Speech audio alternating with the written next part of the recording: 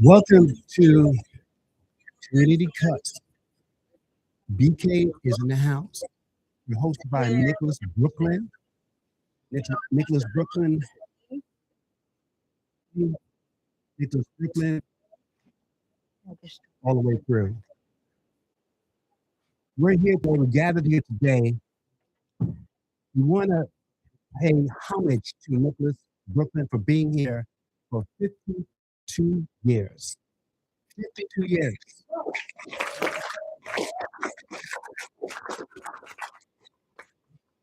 You know, when the pandemic had hit New York, I don't know if Monique ever told you the story. Monique was out delivering health products to people who were afraid to come out. And so, you know, with that being said, we know that she has given back to our community. And we want to make sure that we do the same thing as well. Now, we know that there's some financial difficulties that's happening right now all over business. And so I'm asking our people in Brooklyn to reconstitute their money to Black businesses like Nicholas. I think Professor Small says Nicholas Temple, as well as Nicholas Bookstore, as well as Nicholas Brooklyn. So with that being said, I think that we have to, reconstitute our money, making sure that our Black businesses are being taken care of. And so I don't have much to say about that, but I do want our people to reconstitute their money in our Black neighborhoods, our Black businesses. I want to ask, I want to show you Monique for a second. Monique, just come up here with your smile, and that's all I want to see, your smile.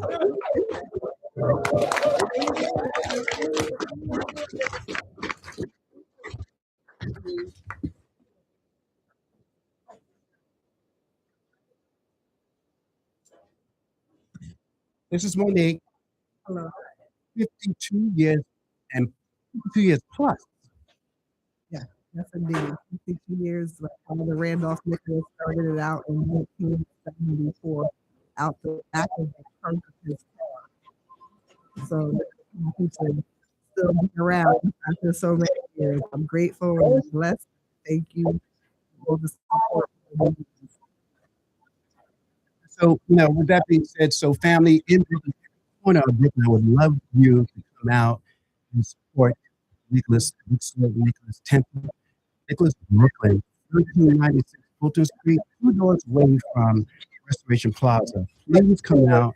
I mean, we own this store business. She put into our community prior to the pandemic and prior to a lot of things that happened in our community. So she's been pulling out. So we ask our community to come out and support her. I think you have a GoFundMe as well. Yeah, and you can basically do GoFundMe.com, and all you can do is search for type in Nicholas Brooklyn, and then our information. All right. Thank you. Thank you so much. Thank you. So we have a great show with great women here. They're you can't see them until the camera turns so you can see them. But we're going to be talking about divine energy. Divine energy. Every man, every woman has feminine energy and masculine energy. And so this is more like, at least from my lens, it's more like a discussion. Right? So everybody here that's in Nicholas today, you can raise your hand if you want to ask a question. Please do ask, because my vision is that we're talking about divine feminine energy as well as masculine energy, and for you to understand that we have a great panelist that's here, and they'll be able to answer your questions. So we have to do that, and I want to say thank you, panelists. Thank you very much. Kathryn Davis, from WBAI is here. She's the orchestrator as well. Kathryn Davis, thank you so much. And I'm going to turn the mic over, pivot the mic, as well as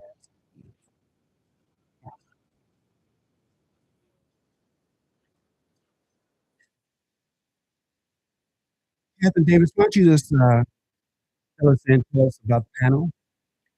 Well, welcome everyone. I am Kathryn Davis, also known as Kathy Davis, from WBAI Radio in New York City, and that's 99.5 FM and WBAI.org.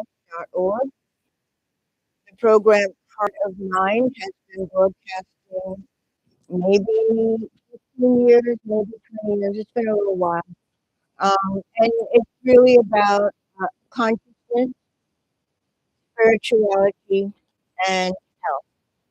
And so I was really excited to participate in this conversation because I understand very clearly that we are approaching within it already that transition of a real energetic change on the planet. And I would say, so we can call it the age of Aquarius. I've done some work with some of the Aztec Mayan teachings, and they call it the dawn of the sixth sun. And then there, so if you go to different cultures, they may have a different language for it, but it represents a transition from one age to another. Part of it is it's not so much patriarchy to matriarchy; it's more physical, outer, to divine, inner. So that includes both men and women have the opportunity to connect with their own divinity, that which rises through them. And if you look at it from the perspective of the Mayans, it's the internal world as opposed to the external world. And I think that we have been hijacked in this age leading up to have a great deal of power because our power, and I think it's time that we have enough to connect to that internal power, which takes us beyond the limitations of the 3D physical world, and we begin to live in consciousness beyond that, seventh dimensional, and multi-dimensional capacities. So to me, because it's something that's very gentle, very nourishing, and nurturing, it fits with it being also an age for return of the feminine. So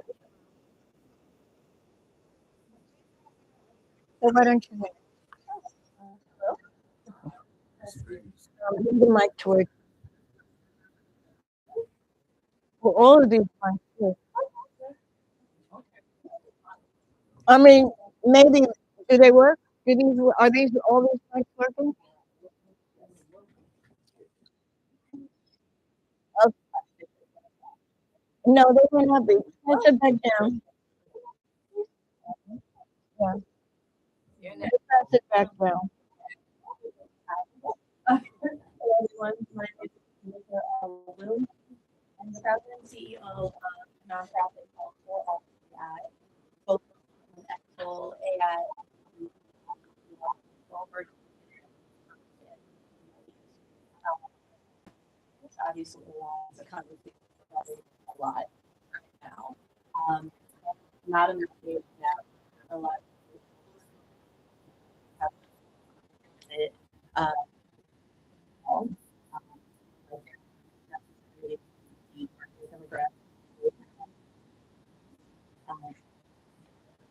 a lot to learn and there's a lot to focus on, especially in this age where technology is seemingly taking over everything. And there's also a way to ensure that you're harnessing your own power within it so that you remain sovereign while utilizing it. Hello, everyone. I'm Dr. Moten. My background is in science, so I'm a realist. if that makes sense. I can't do the imaginary world we want to stay in because it feels good, because it's destroying us as a people. So even though my background is in science, I use that to connect people to the spiritual side because it's a disconnect. People love using these words and they don't know what they mean. They don't know that they have to live them out. You can't say that you are something and there's no evidence of that. So I know while my ancestors have me here, I have to correct. And you don't like correction because change is annoying. It doesn't feel good. When you're pregnant, when you're giving them a baby, you got to go work out all these things, bring you great results. But the process to get there, it is painful. It needs discipline, which we don't have anymore. We don't have it.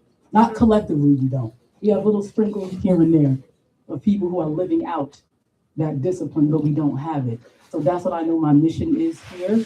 And it's not going to sound nice for me because a lot of people, they take it harshly if you're not living that. So it may go into your brain differently and you can take it harshly. But we don't have time for you to wear, oh, how you said it, because Malcolm and Martin both got killed and Martin said it nicer. Doesn't matter how you say it. I know people say it do. It really doesn't. If it's going against what you're already doing, you're going to fight it. And I want people to really understand that we don't have time. Our children are dying. I've been teaching for 25 years. I taught high school, elementary school, I do college now. Our children are dying mentally.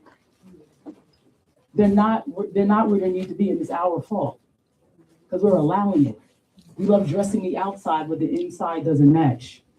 I can't have Jordans on with my organs is failing, and I can't think straight. So that's my mission. What's your name again, Doctor? Oh, Dr. Moten. M-O-T-E-A.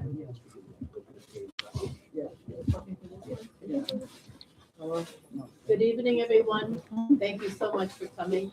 My name is KaRaa. We can't hear you. You can't hear me? Yeah. I don't think the mics are on. No, the mics are on. That's separate. That mic's for Separate? the in here. That mic's for the broadcast. Okay. So both mics. That mic in your hand, they're here out here, but talk directly into that mic Okay. so they can hear you on the screen. You got them up. I was gonna say, it's a You're doing good, duality. though. It's a duality. You're doing good. Okay, once again, There you good evening, everyone. Thank you for coming. My name is KaRaa. I am a holistic licensed clinical social worker. I've been trained clinically. I have a master's in social work. I've also been trained holistically from people in our community, such as Dr. Layla Africa, Queen Afua, Phil Valentine, and a whole bunch of others. I've been on this journey for over 40 years. I am what you call a perpetual learner because every day is an opportunity to learn more. I was a school social worker for over 30 years. And as the sister here was saying, right now, if not even just now, we have always been under attack.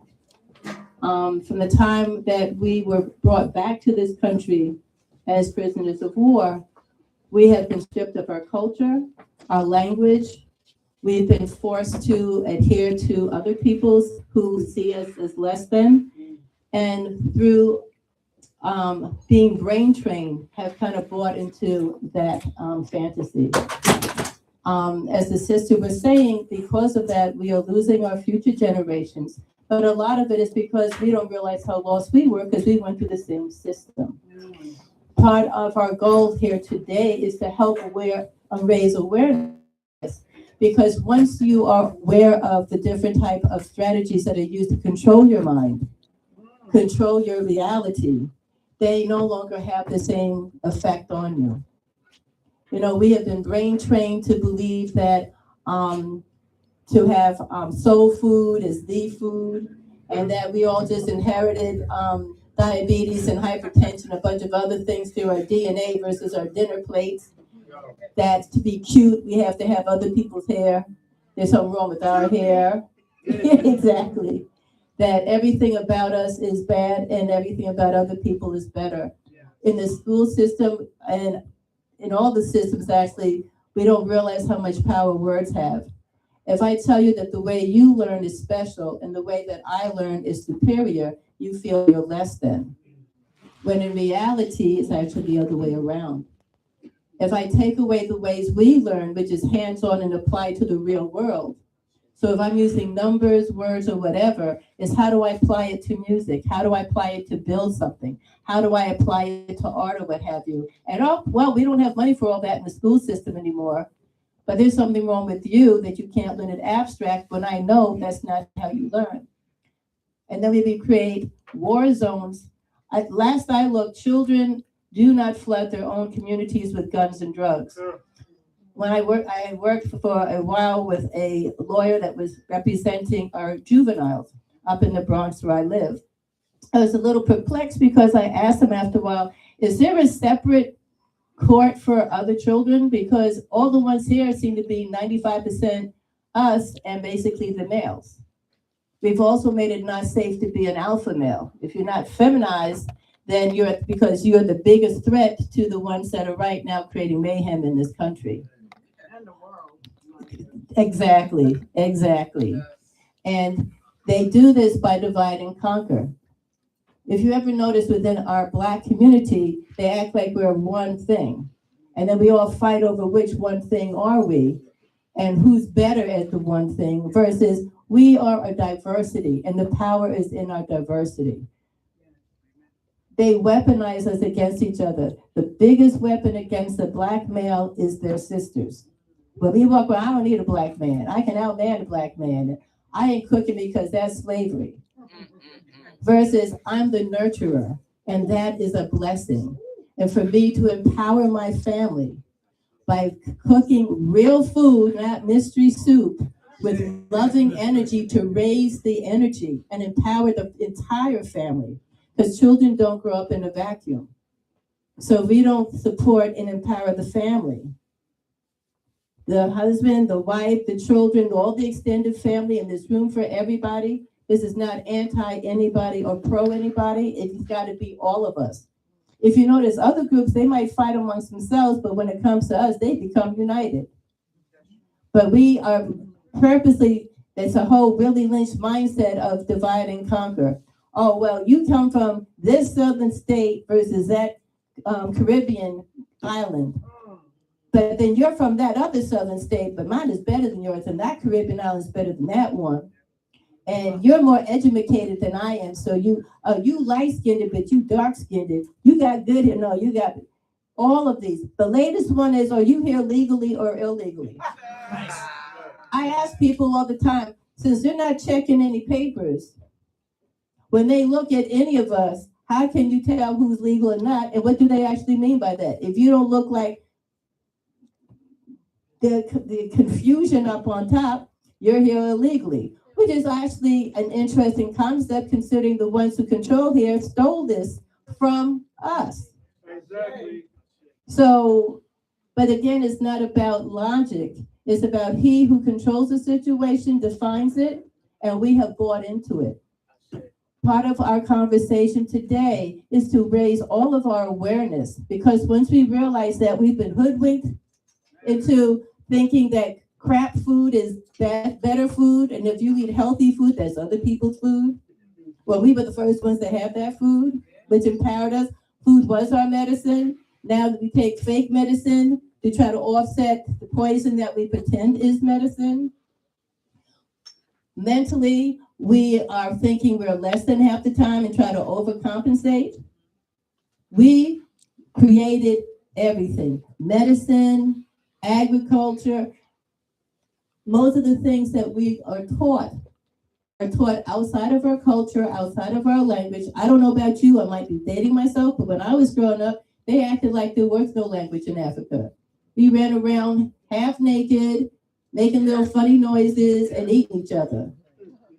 As I got older, I was like, okay, let's look at this. When you're up in the tundra where they came from and there's not much to eat, versus you're in the middle of a country that's got a continent actually that's got all type of greenery, who's going to be eating each other and who's going to be eating vegetables and fruit and stuff? I think some people purposely just kind of switched the reality around here, and we bought it hoodwink and stinker. So we need to take a step back, look at each other, the fact that we are the village. And the more that we reconnect with each other and replace "and" wherever we have a VS for verses, one of the original concepts in our African ancestry was Ubuntu. I am because we are. We are because I am. We, all of us, not some of us, all of us.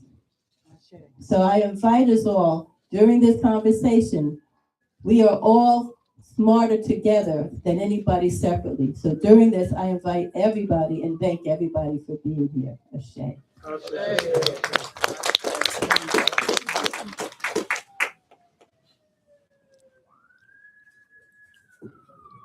Greetings, everyone. Can you hear me through the mic? No. I'm talking about this one. Yes. This one. Yes. Yes. Okay. Whew. Believe it or not, I'm a bit shy. Oh, come on. I do a lot. I don't have a publicist to, I'm kind of low key on things, but my background is in medicine as a licensed respiratory therapist, moving into the music business for a number of years, working with top artists from around the world, specifically the group out of St. Croix called Midnight. I had the opportunity to work with them for 10 years, and also the reggae music director at Sounds of Brazil in New York City. And currently, I'm a wellness advocate. I plan events. I'm also one of the hosts of the Awaken JC open mic that we do twice a month in Jersey City. And I had the opportunity, as I said before, to work with Kathy from WBAI and Duke, who, like I said, came to me with this idea of how can we as divine feminine women in the age of Aquarius change the frequencies in our community. So from the African perspective on the divine feminine, emphasizes women as sovereign creative forces, not against the man, not against the woman, embodies law, life-giving power, and leadership rather than just passive nurturing roles. And because we are rooted in pre-colonial spiritual traditions and matriarchal lineages, she, we, us, we are reverent as the first principle of life, motherhood. A warrior, protector, and a voice of the ancestors. Yes. Have we forgotten who we are because we have taken some poison medicine? So my thing is shifting from me to we. We deal with sovereignty and leadership. And that's what we're moving forward to change the trajectory in our community. Everybody else can come in and prosper. Everyone can come in and prosper. I want to welcome Abundance Child all the way from Delaware, part of Drop Squad Kitchen. She is one of our panelists and she will be joining us shortly. The family has just come in, so we welcome them 110%. And we are we are reclaiming, like you hear them in Congress, reclaiming my time, all right? Well, we are reclaiming our communities, one step at a time. It doesn't take the whole 100%. Look who's running the world, okay? It's only 10% or even less than that. So we just have to match that frequency and go beyond. Also, we understand that every time we wanted to build something up for ourselves, that entity would come around and burn it down. So we have to formulate our armies as well. And this is not necessarily a physical situation. It is a spiritual warfare.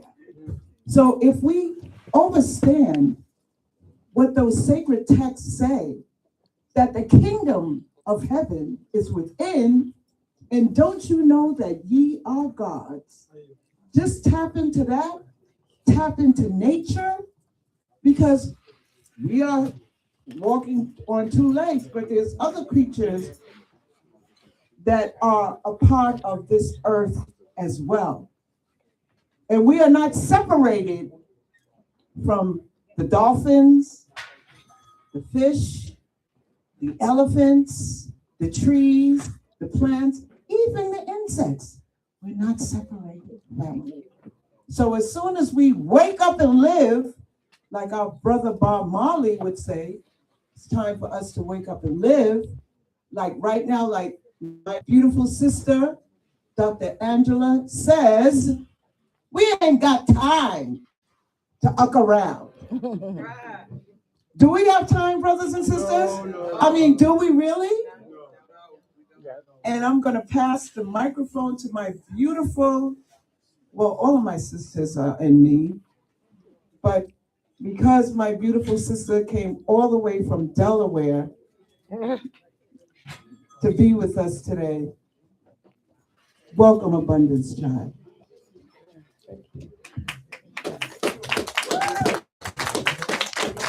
This is the magnification. That's the stream. So where were we talking about? Introduce yourself and what your opening thoughts would be. Oh, opening Abundance Child. I am coming from Delaware. I am a mother. I call myself a professional mother because I just feel like that's what I've ended up doing since I became a mother. But I'm the chief food alchemist at Drop Squad Kitchen and the head matriarch at Drop Squad Institute. And so I turned Drop Squad Kitchen into a program of Drop Squad Institute. So our whole school is surrounded by the kitchen because I learned most of my values with my mamas and aunties in the kitchen. That's where I have the best character.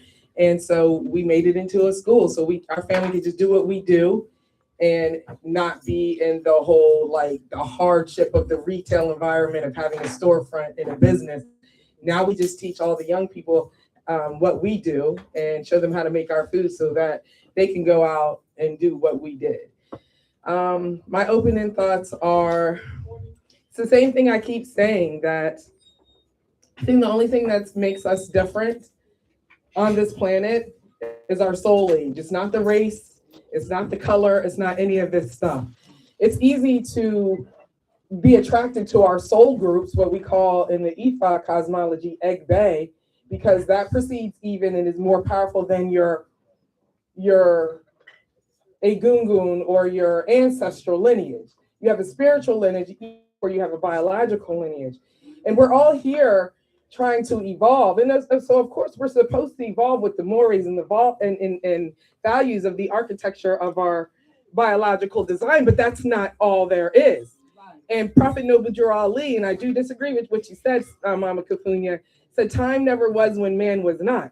So that is the one thing that we really do. This whole linear concept of time is just weird. So going back to my original thought is that the only thing that really makes us different is our soul age.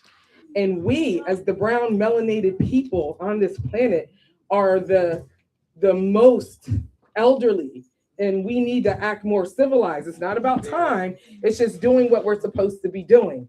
And we all come from that void, which is mama. And those people who are in the body of a woman right now, the matriarchy, since we are in humanity, is the thing that as indigenous people, that's how we ran our governments, right? Has nothing to do with male and female gender. It's about responsibility, because our oldest living ancestor is the planet, Onile. It's the mute carpet that sees and knows everything that we're doing. So my opening thoughts is what I just said, and that is the state of mind and reference from which I'll probably answer everything. That was wonderful. I also wanted to allow ourselves to think in terms of our makeup. There's our genetic makeup, but there's also the fact that we are atoms. You know, we are cells. We are something much more fundamental to reality than what we have been taught. And I believe that as I've been searching through the spiritual reference, I've come to understand certain things. So my specialty is Qigong, which is in the martial arts. I teach Qigong and I do energy healing. And when we look at the stories that we're taught, that we come from the womb, we hear these stories about the snake and the apple and the Garden of Eden. What is the snake but the Kundalini? It's the lifting of our energy. What is the apple? But it signifies the energy of consciousness. So out of the gate, they're telling us that it's evil to have our energy lift and awaken our consciousness, which is symbolized by the apple. So I'm just saying we have to really begin to look at things at that fundamental level of understanding that we can heal, we can impact our lives, we can impact our environment. I know it sounds kind of airy-fairy and all that stuff, but we have significant power. And while we are repairing the damage that's been done, we also need to be on the path of growth and development and power. And a lot of that comes from the energy, the substance from which we're made. And I also agree that with what you were saying about how our governments were run. And I think on the radio show, someone said something about everybody thinks that, you know, men are power brokers, but there's a specific kind of people who have, you know, run through the earth and destroyed the civilizations that were here. But when you look at a lot of these ancient civilizations, there was a structure to it. If you look at the Egyptian statues, they're, you know, the man is there, the woman is there, but the woman is holding the man in the back. If you look at the back, the woman's hand is on the man's back. So there's a union there and there's a support there.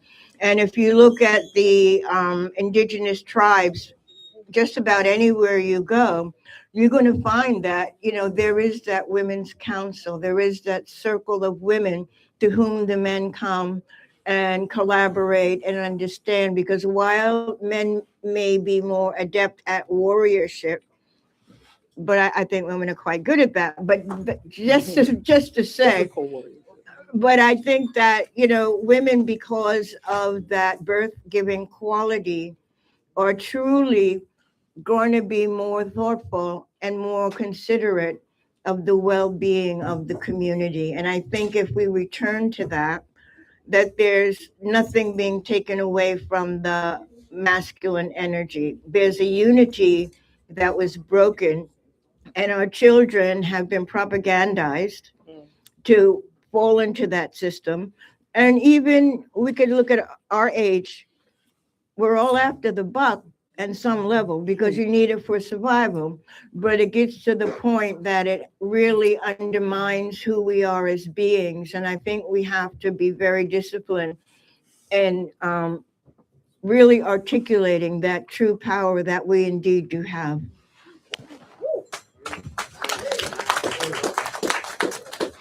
What you said.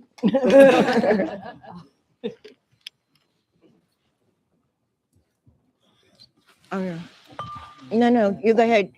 It's for the stream. Oh, okay. Use that for the room. Yes, ma'am. Can we ask questions, or are we just speaking about how we? Yeah, whatever comes up, whatever's coming through your heart. Sure. We're talking about, right? I thought we were gonna have questions. It's like, this is Yeah, we will. Oh, we will. Okay. I think that it's extraordinarily interesting, just first of all, giving thanks for all of this feminine energy on this panel. I am continuing, especially in this age of Aquarius that we talk about, Pardon. Especially in this age of Aquarius that we're speaking of, and primarily because I'm in technology, looking at the divide that is being created between Black women and Black men, especially when we're talking about technology and the impact and the effects that it's having on us. Before I came here today, I finished having a conversation with a dear friend who was talking about the state of engagement with Black men and how right now a lot of Black women are very afraid of Black men. And again, it's a narrative, but also in the past month alone, there have been 24 femicides where Black women have been killed at the hands of Black men. And so while there is a narrative, there's also a very real thing that is happening, right? There is paying attention to what's happening around you and also keeping in mind the narrative that is being manufactured and given to us. And also understanding that language is extraordinarily powerful, technology is powerful, and it has a way of creating an understanding of what we believe to be true, right? It is why I, even in the space of being someone who understands AI and has been in the space for a really long time, I'm always very clear about what I consume, what I'm reading, whose words I'm taking in. I'm also very clear that especially now in this age where AI is being weaponized, nothing is free, right? If you're utilizing free AI, the product is you, and the product will always be you.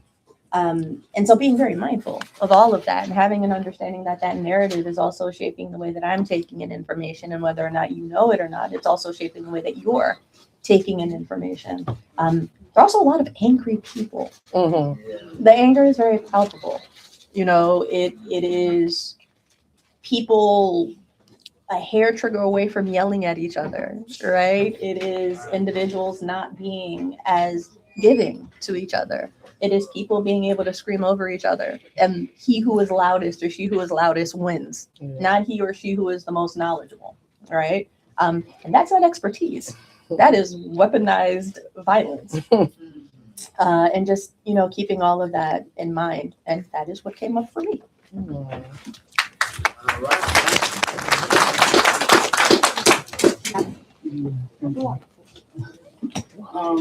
So as I'm thinking, because I have these debates, I don't like calling them debates. I feel I have teaching tutorials with individuals because of where we are right now mentally, that, and I'm going to say women, because I am a woman, women, there's something in us as a collective where we think we can just do what we want because of how we feel. And this is the main issue that's destroying the Black family. And why do I say that?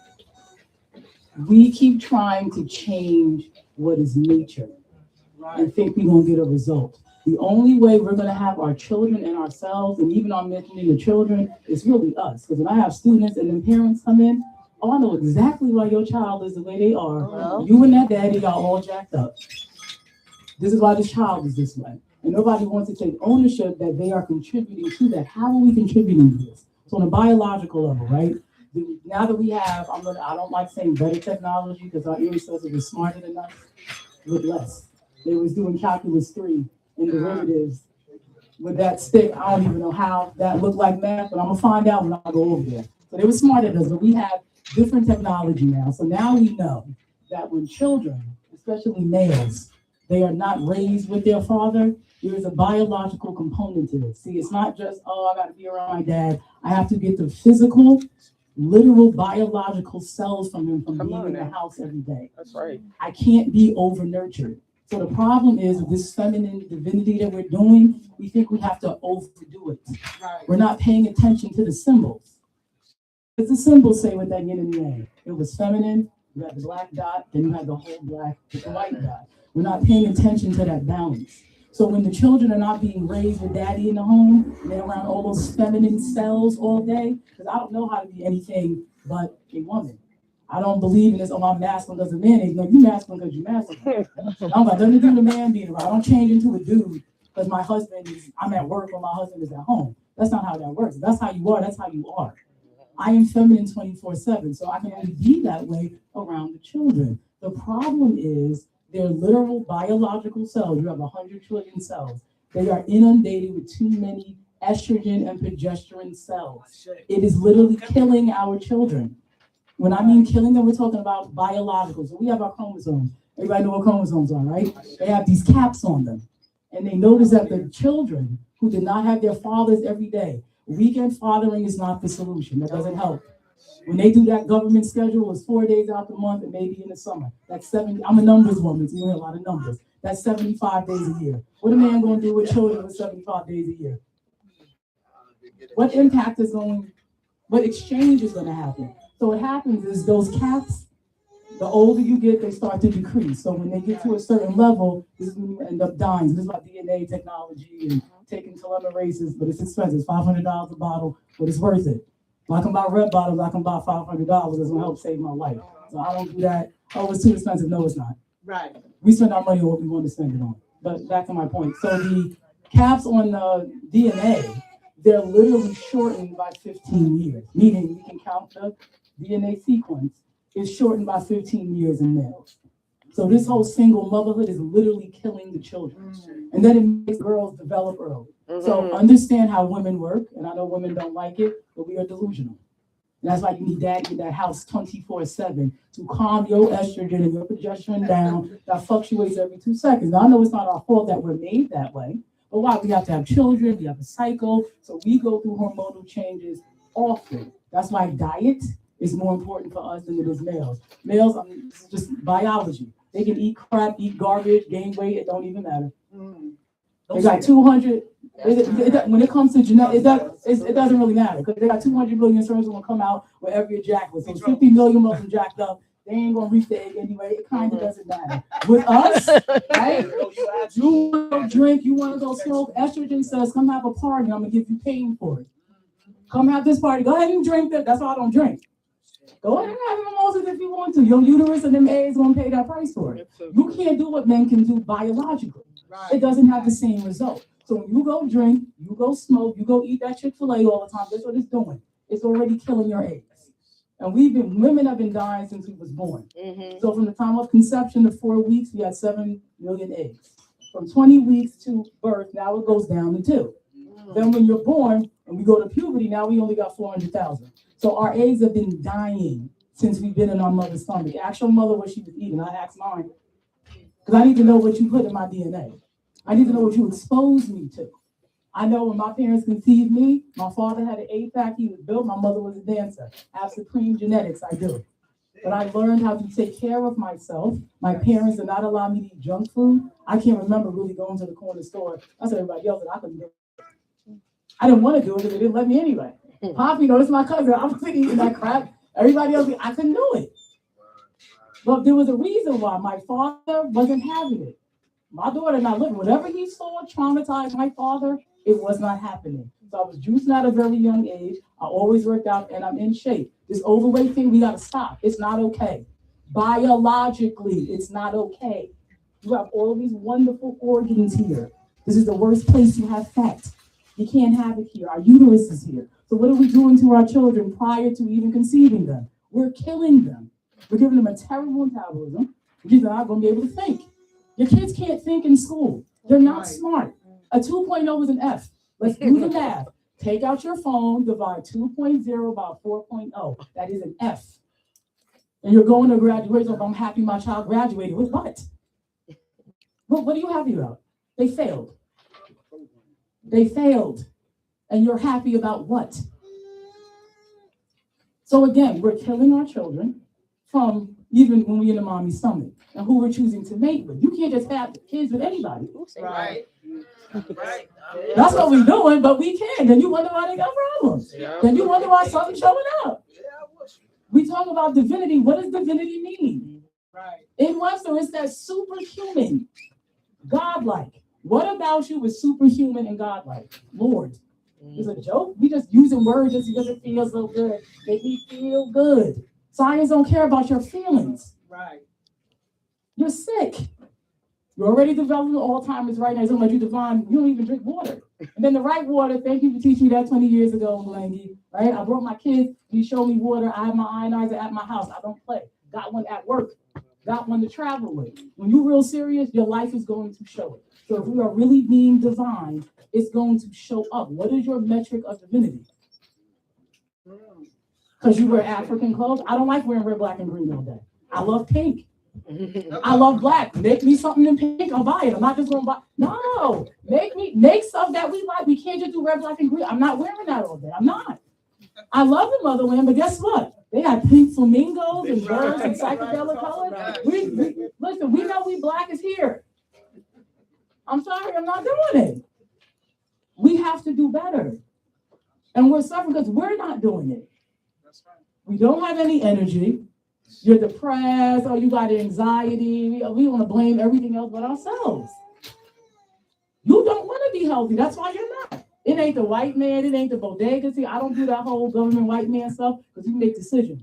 You can look right across the street to all of these bodegas. You can get a bottle of water and some cashew nuts. You choose to go buy it, get them, about the curse, get them chips, and get that BS you want to eat. And they say, well, when the white man put the liquor, what are you going to the liquor store for? Because it's there. Why? I don't understand. Go buy the green drink. We're making choices and then we want to blame everybody else. The children need mother, father, child 24/7. And the reason why we don't have mother, father, child, this virus we downloaded in the 70s with this birth control and this liberation feminist bullcrap, right? We think we can change the nature of a man and what they do with their genitals. And now we want to stand up to them and say, guess what? You can't do with your genitals what you've been doing for 6 million years because I don't like it. You don't gotta like it. You're not changing that with no man. And that's what we're breaking up families over. Oh, he slept with so-and-so. So what? That's what he's gonna do. They show me the time and period in society where a man, and I don't even care if he broke. See, we gotta stop with this money thing, because rich men, women be cheating on them with the pool guy. Because he got muscles. This is if you look good or not. We're not gonna play this, oh yeah, it ain't even about that. You look good, that's what it's gonna be. Show me the time and period in history where men, especially the ones who look good and they in shape, slept with one woman. Nobody said he don't love you. His genitals don't operate like ours do. And women keep trying to force it. And we're literally ruining the children. Oh, because the way he did, then you're not going to see your baby. And now here we go with this stupid crap. Here we go. Commonly, men are monogamous with their heart. I don't really think they're in love with 18 people. They're not doing that, okay? They normally love one woman. They built the statues. They have one queen and 800 concubines. You get it? But we're literally destroying the family over something that's been here the entire time we've been here. There is no period of this monogamous stuff we're talking about. Didn't exist. This is some new thing that came about. Oh, let's do this women's live and do this stupid crap. It's destroying the family. It's literally, physically destroying our family. Then you got girls, oh, I'm not doing that. Oh, so she's gonna be a hoe for a whole bunch of men your whole life. That's what it is. That's the solution. We're not doing that. So I wrote a book, and normally women hate my book. Yeah, I brought it. Okay. Normally women hate my book because I'm telling them, let your man do what he do. Just be his failure, have them kids, and y'all die together. Whatever you do, that's what he do. They don't like that part. Because you can't change it. And we got to get it together. Can I tell people what this is? Kafunya, just in case they might not want to eat. I'm listening to her like, oh, she might not want my food. Absolutely, we do. Yeah, I just want to say what we prepared for the panel. And it may be some left over for the audience, I was told. Yeah, not the way she piling up these plates. She said light refreshments, Nana. You gave him a dinner. Hey, we are not complaining. I like to joke a lot. I really don't want her to be upset. So what we have here is hibiscus, ginger, lemon, and clove. And we did sweeten it. I like it straight, but I did sweeten it with agave. Okay. Mm-hmm. So I felt like that was the least of the, And here we have our Marley salad. This is kale, a fresh lemon. Church season is my own season. It has coriander, curry, onion powder, and onions, mango. I didn't put avocado because I don't want them to be brown, and fresh tomato and some purple cabbage. And the meat is made out of, I washed flour to make a seitan. But if anybody doesn't want the gluten, I also made jackfruit. Okay. But this is my own meat. Like I don't buy nobody's Beyond Meat or anything. Like we literally make everything from scratch and like use the starch water to make our own bacon and stuff. So this is what I felt like. This is one of our most ordered plates at Drop Squad Kitchen after the V steak. So after we make our way down the aisle again, we should start taking comments and Yeah, we questions, can I do think. that, Kathy. Mhm. We've given it the divine flow. I do have a comment though about what the sister just said. Yeah, and I want to Okay. comment on her, Dr. Angela too, because what she's saying is 100% correct in my eyes. And the thing of the narrative of this one man, one woman thing is a narrative given by the powers that should not be. But in the meantime, they have their mistresses on the side. But I want you to be monogamous. And yes, some men do want one woman, and that's fine. But then there's others that they're what's in their DNA or whatever they are feeling, they feel that they need to be more fulfilled.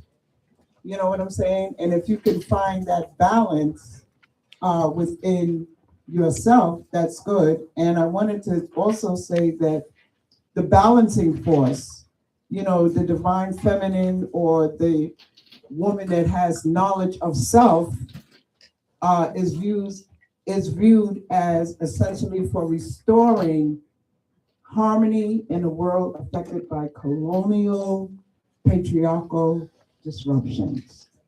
So we have a great role to play in the so-called 2026, which I personally don't believe we're in 2026, you know, because I run my frequency along the Ethiopian calendar, which deals with nature. There's no such thing as a new year in the dead of winter. That's a vibration that we cannot support that anymore. So we are currently in the new year. Thank you. And according to the Shakasis, welcome. We need a chair for her. We have a chair. Sorry, I'm coming from work. Yeah, it's okay. Employment's all right.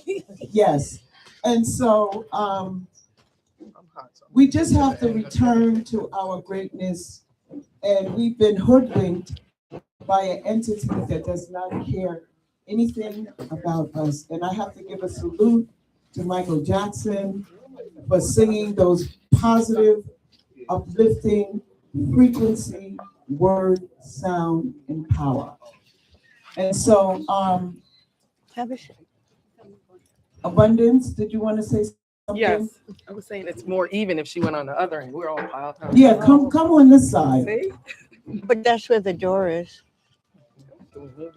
So how's everyone feeling? Do you have your questions? Hold on. Do you have your questions lined up? Because after this beautiful sister speaks, then we're gonna have Shakasis speak. She might even do a performance for us. And then we're gonna go into our Q&A. So make it brief. Okay. Sorry. Yes.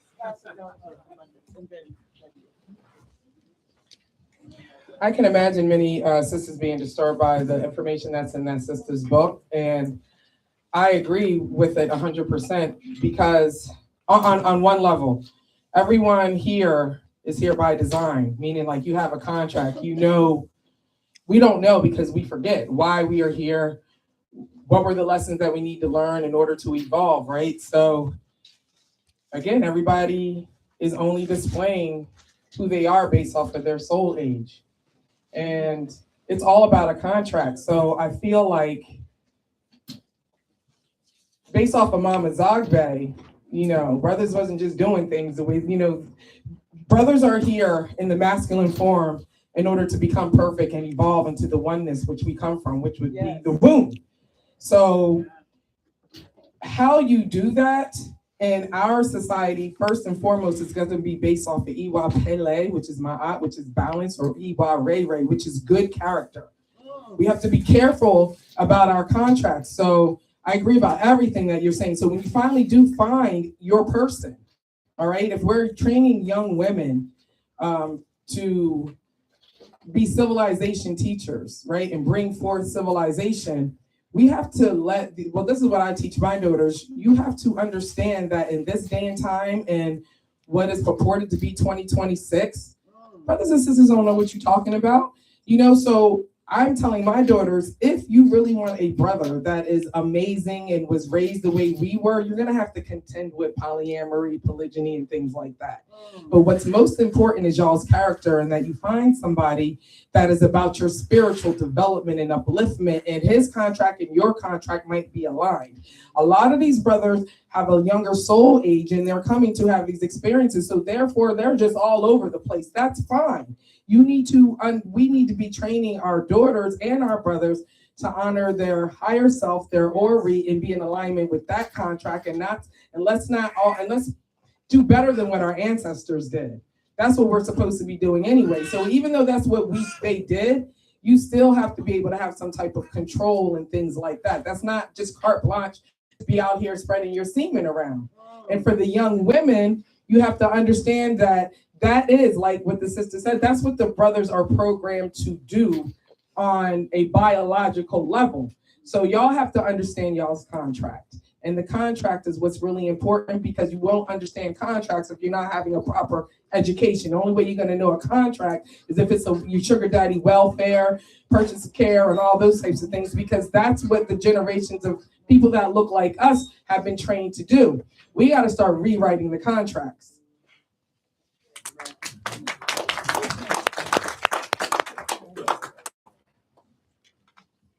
In listening to people, I think one of the other things we need to look at is that we have never been actually taught our accurate history. When it comes to polygamy, polyandry, and everything, in this country, it's been very distorted and very out of balance.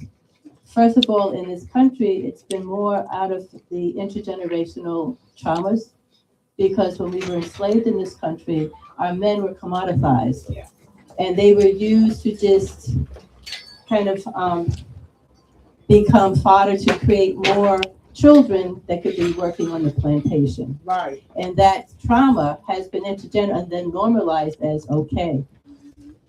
Ancestrally, we did have both polygamy and polyandry, depending on what was going on within that particular village or community.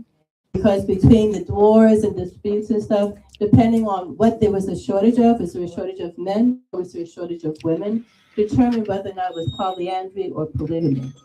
There were other times when there wasn't either. It was not something that's just a nature or whatever. It's become very distorted and out of balance because of the intergenerational traumas that we have had in this country, where we were all dehumanized. The sisters were violated, the brothers were violated. If you notice, there's a lot that has to do with pedophilia. Pedophilia is a result of the fact that we were all sodomized. And one of the results of being intergenerationally sodomized like that is acting out again on children. When I was in the school system, children who have been violated would tell you the only way they could get it out of their head was by violating somebody else. And you don't age out of it. As you become a grown person, you're still doing that. But I would try to find treatment for my students. First of all, even in the Bronx, there was about that many. But then because they're minors, if the parents were in denial, like, oh, it didn't happen to my child, they wouldn't get that type of treatment. So now they're an adult acting out, or they're all over the place because they don't have a sense of family, as you were sharing, the fact that because they have destroyed our family unit, so you don't have a balance of both, is perpetuated the whole commoditization of men, of just being out there, writing their name all over the place instead of family building. Part of it is the fact that we need healing from these intergenerational traumas that we're acting out. But most of us don't even know all the traumas. We just, because they go through the enslavement period in schools and what have you in a brief moment and try to mitigate just how traumatizing it was and just how broad it was. So part of it also is we need to first learn our true history, the impact that that's actually had on us. But rather than be victims of it, to see what do we need to collectively do to heal from it.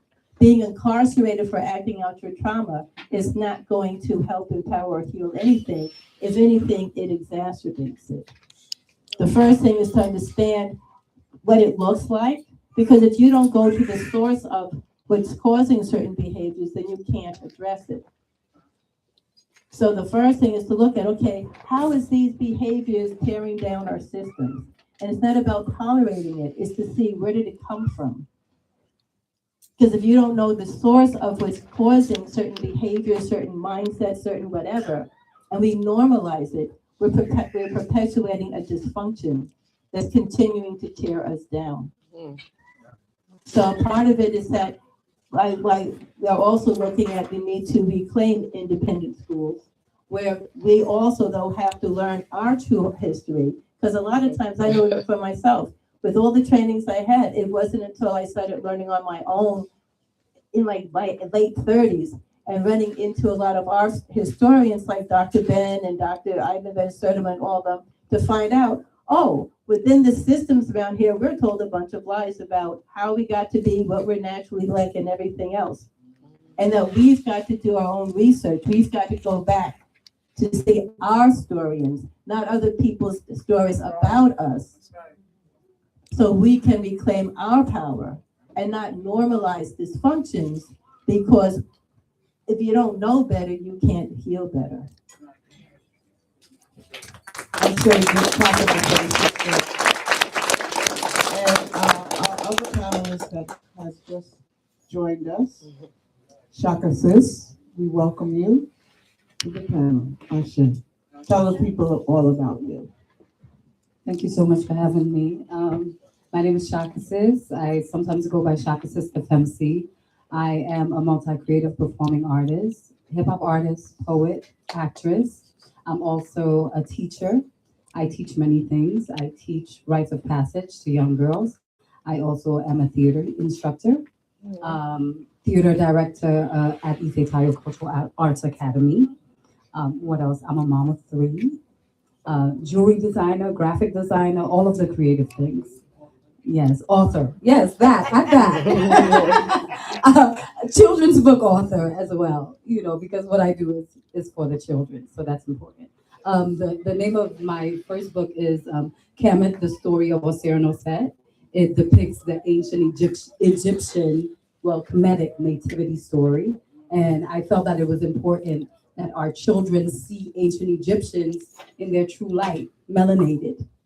Because most of the books that are out here for children on ancient Egypt, they're tan, they have the curly hair, or they're just straight up lying and they're Caucasian.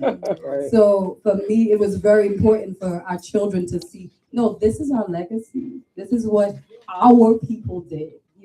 We created civilization, and they get to see it in a book, in a cute little story that's poetic. And they get to ingest it and also learn about developing themselves and their spirits as well while reading the book. So that's all I'm going to share right now. Okay. Hi. Thank you. Hi, everyone. And thank you. I also wanted to hit on the sister who talked about AI. I think AI is a very excellent tool to help us rewrite our history as well. Because AI, I call it ancestral intelligence, can also help us create our own narratives. And that's what I see happening. And behind the AI is a human component. So people really don't need to be, oh, well, AI is taking over this and that. It's just a tool, just like the internet was and whatnot. And you have to have discernment to know what's real and what's not. So I just wanted to touch on that. Kathy?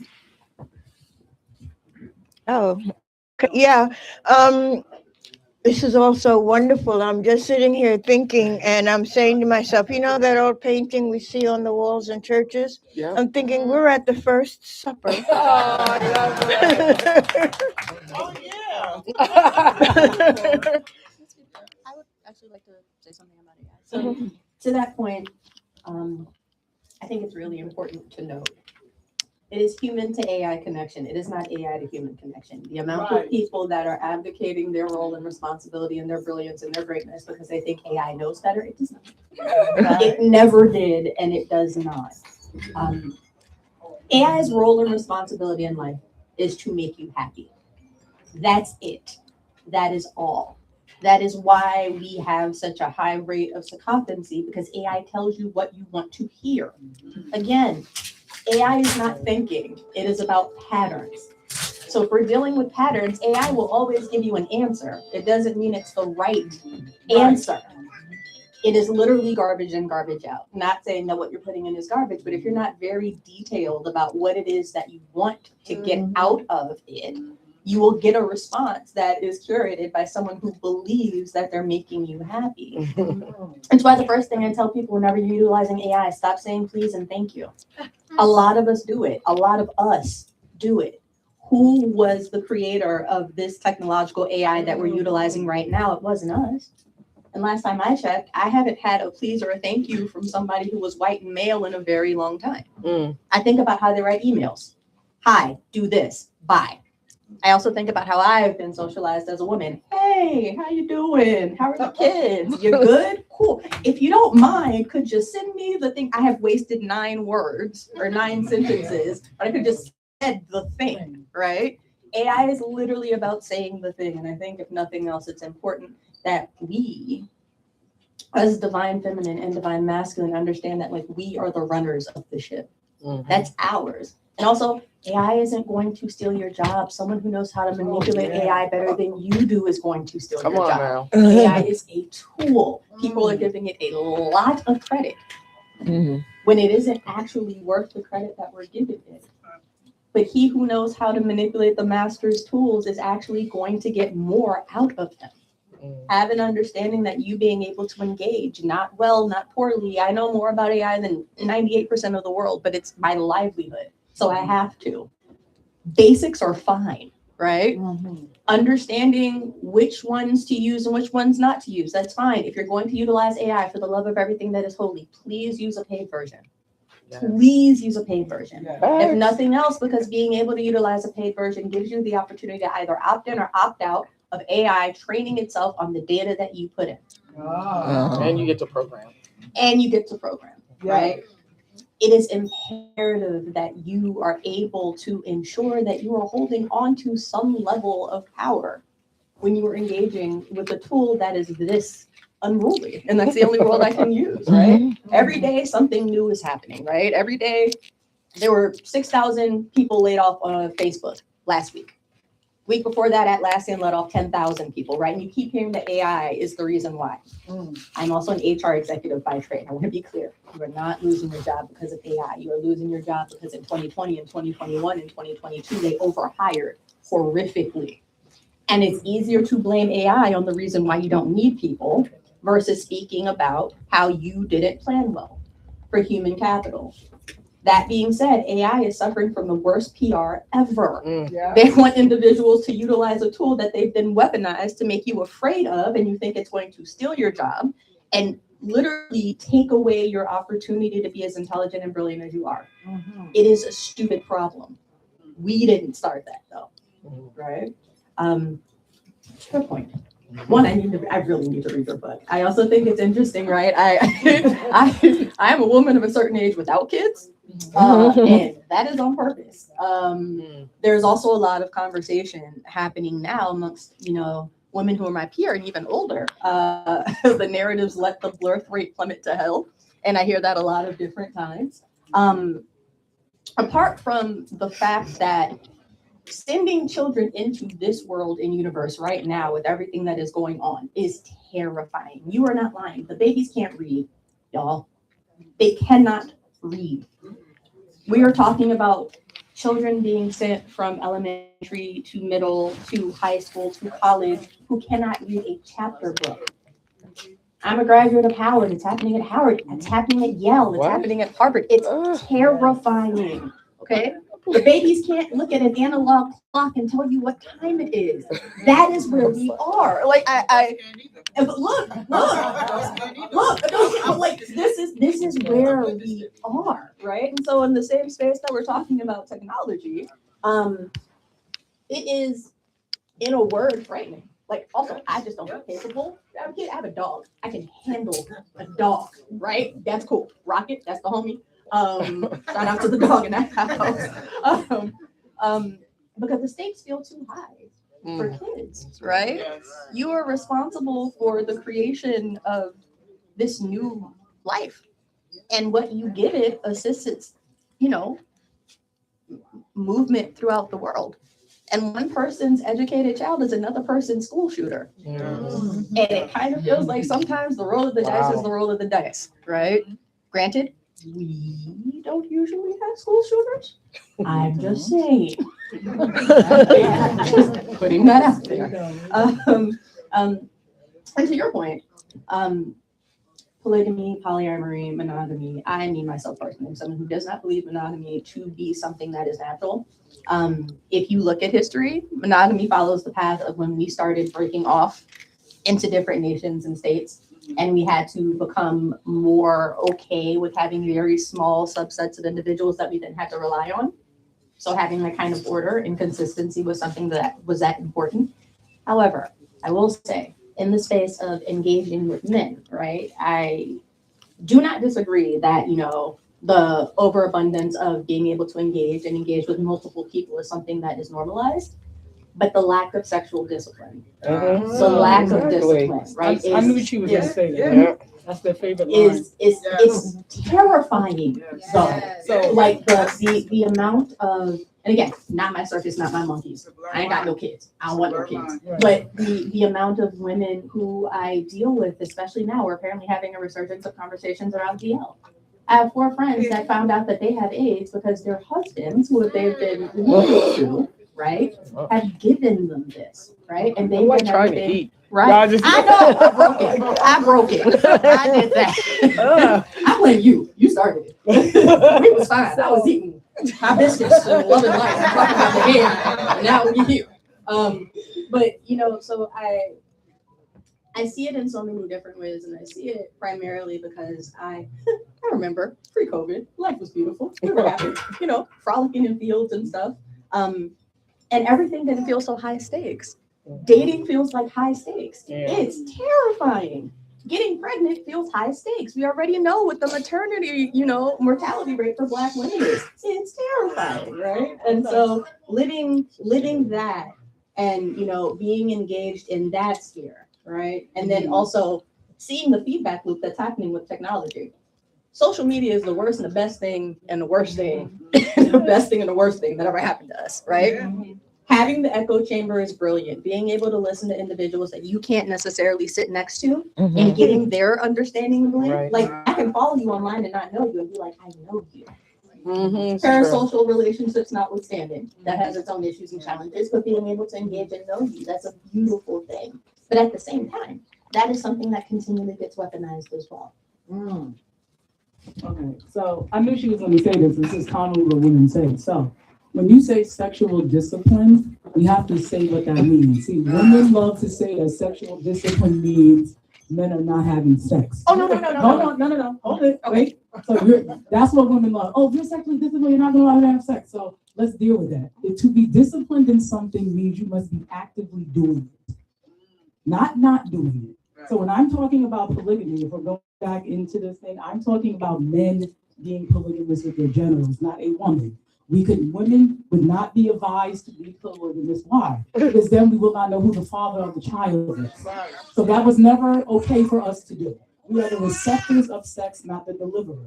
So women love to put their feminine energy onto a masculine energy in that arena, and that's where we fail. Men do not look at sex the same way women do. Our heart is in our vagina. Their heart is not in their penis.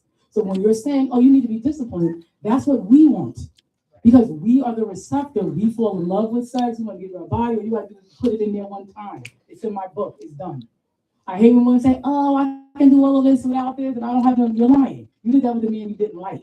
When it was your type 100%, you will be done. instantaneously. Men know this, we're just in denial about it. So when we're talking about those polygamous relationships, I'm not talking about that for women. Hold on, we get latched on really quick. Men are different. They're going to look at me, and they're going to look at you, and they're going to say, I will have sex with both of them. Are they going to tell their girlfriends right now that is what they're thinking in their brain right now while we're talking? I would. We know you will, Poppy. Heck no. Now, my husband was here. Listen, we have this conversation all the time. I see the big butt walking down the street. We going to act like we don't see it? Let's look at it together. It is absolutely stunning. So, when you're saying sexual discipline, when Abundance Child said contracts, the communication, stop dealing with men expecting monogamy. To me, that is mental illness on your part. Especially if you are with a man who is your type 100%. What does that mean? Nobody looks at Chris Brown and says, you know what, let me see what his character is, and if he has a job, then I'm going to be attracted. That's not how that works. We're talking about on site. Me and my husband would not be married if he could not sex the hell out of me and he wasn't well endowed. I am going to tell the truth that women don't like. I wasn't marrying that because you're going to piss me off. What you're not going to do is piss me off and I got to deal with a pipsqueak and I'm not getting rocked. That don't work for me. Tell him straight up. So I can't hit the bottom, it's a problem. That bedroom is on fire. So in our house, them arguments, don't let them stop that train. My husband used to get mad. I got him down to being mad in 30 seconds. You not mad. I'm not doing that with you. You ain't mad. Stop. You're not mad. Let me go do what I got to do. Right? See how you wasn't mad? You're not mad. So we got to make sure that bedroom, why? Because guess what? Money does not hold a woman. I don't know why people think that. Woman, that does not hold you. Okay? You have to be who that man is on site. And when you're going back to our boys, right? Hypersexuality, meaning people love to say that the trauma during slavery, there was no. You're complicating it. Men think about sex all the time.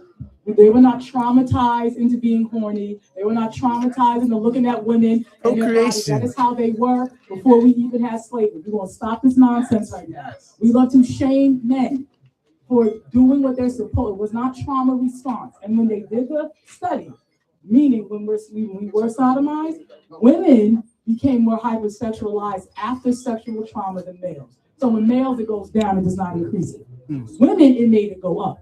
So we have to understand what we're saying with correct knowledge and an analytical mind to it. That is how men are. That is mentally ill to say that my husband is a pervert because when we walk down the street and it's summertime and his booty shorts out, right?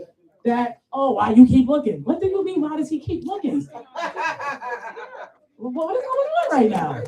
That's the stuff that I'm talking about. So when we say sexual discipline, what is the contract? Me and my husband have, I don't even like saying contract, we have an understanding. Yes. Because that's my husband, he rules. That's what it is. Yes. So we have an understanding. What can I handle without anger? I need to be, there was a guru, sad guru, I love him. He said, you need to be 100% willing. If you are not 100% willing, that's where the disconnect will be. So what was the conversation? I sat my husband down. Honey, I can handle you having sex with women twice a week. But the week of my birthday and the week of our anniversary, you can't go out. That's what it was. That's what I said. And that's what we're going to do. Now, it was a little trial because you're dealing with the genital here, okay? So in my book, I say the male genitals on the outside, so they're supposed to be outside. The vagina on the inside gets you behind in that house. That's what you're supposed to be. So we had to come up, it was a little trial. Because when you have that genital that's out in the wilderness, and then they got to come to the palace, so it was a little trial. So certain things I didn't know annoyed me until it happened, if that makes sense. So certain things you're not going to be able to put in the contract because it ain't happened yet. You don't know how you're going to necessarily feel about it, but the conversation about it is what's necessary. So what I don't like to do is bring up certain things. When we say, like you mentioned that the Black women are being killed, see, women love to bring up statistics that represent the minority, and then that gets aggrandized, like Black men are just out here killing Black women. That's not the case. When we bring up gay males, we have 50 million Black men. It's not even 2% of them that are homosexual. So this whole thing, everybody's down low, that's not true. And while you are correct, I'm glad that you are not procreating without marriage. Your eggs are not on that time. Oh, I know. So the longer you wait, right, you're promoting to bringing forth children with disabilities. Autism, Down syndrome, slower intellect. Why? Because your eggs have already been done no matter how healthy you are, right? And The genetic vaccines. bioavailability of your egg I said in vaccines. even with you being healthy. So when you have children later, right, you're just increasing that in the children where they can be slower, which is what we're seeing. Because now we having women who are older and about to have a baby when well, no, you can't. I know I'm talking. Yeah, let them please. Oh, keep the mic. It's your fault. I have. It's your fault. That's the fault. Yes. We have a question. We have a Yeah. this young man. He wants to ask a question. Go ahead. All right, how you guys doing today? What's going on? Beautiful people, beautiful spirits. One love, I say. I want to give the women, especially the women for having these type of conversations. I want to give y'all grace. I would not be here through this portal of immortal if it wasn't for y'all. So I want to give y'all grace for stepping up and having these community conversations. I say. Another thing I want to bring up. All right, men and women, sex, right? That's layman colloquialism, right? Because that's not procreation. That's not like singing and dancing and things like that. Because I feel like that's really love. There's a difference between sex and the layman terminology of the world that we think that we get together and we make a baby. We could birth businesses. We could birth land. We could have. I have a lady on the massage table, and I'd be like, before we even enter the body, let's think about something in the magma, in the mind that we could birth while we do this. And sometimes necessarily to make the woman orgasm or the man, I don't know if you guys are hip to dimethyltryptamine, it's in the brain. A lot of women sometimes right now, they are so stressed out because the man is not able to give them an orgasm, and that's causing a lot of blocks within the internal system. So that sister or even the brother, the same thing with the brother. Not every sex that you have is making love. So when you actually making love, you birthing something into multiplication. So if you did birth out something that is not multiplying, I think you might be having sex. You're not really making love. You're not really multiplying, because now that seed line that you've driven was orchestrated in a different mindset. Maybe that person was having sex from the bottom. Maybe that person wasn't rising the kundalini in the woman to get the crystal, and now both of the crystals was activated together, and then the baby don't necessarily have to come out with an injection. Just the spirit of the mind, the same way how they give the story of Mother Mary, is not to just say Mother Mary, but we say Aset Eru, is the thought of her creating a child was able to birth a new man. So women were here first before men were even here. And the only way that you guys created us, don't forget, is to protect y'all. Because y'all knew the Saturnians or y'all knew these Canaanites were coming up in this realm to destroy your embryo that is undestroyable. It's a 0+ gene. It has no other choice but to spiral and multiply. So I wanted to say that within us is we don't have to just make sex in the physical sense. There's an etheric realm that is right between us, that we think that it's between us and it's separating us. But we're actually encapsulated, all of us, inside of our Navy. So we're looking at ourselves from all the cosmos, but internally, every little piece and particle of me is actually you.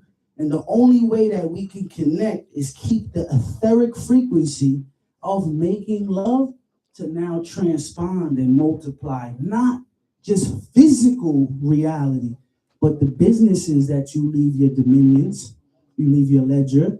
That hair should never go in a hospital. We should have a hospital or never a hospital. Sorry. Back to the jungle. When you sit in the jungle and the woman has a baby, she's supposed to sit on top of you, Indian style. The canal is open and it goes into the water. When we start to have those type of sacred ceremonies again, that's when the baby is going to come out from Anu, is going to come out the Milky Way, and then the tethering of the etheric energy, the copper, magnesium, all the silica in the ground, that baby keeps its placenta 2 days. And then we all eat it with that meal on top of it. The question, what is the question? The question was, what sex do you make with your mate?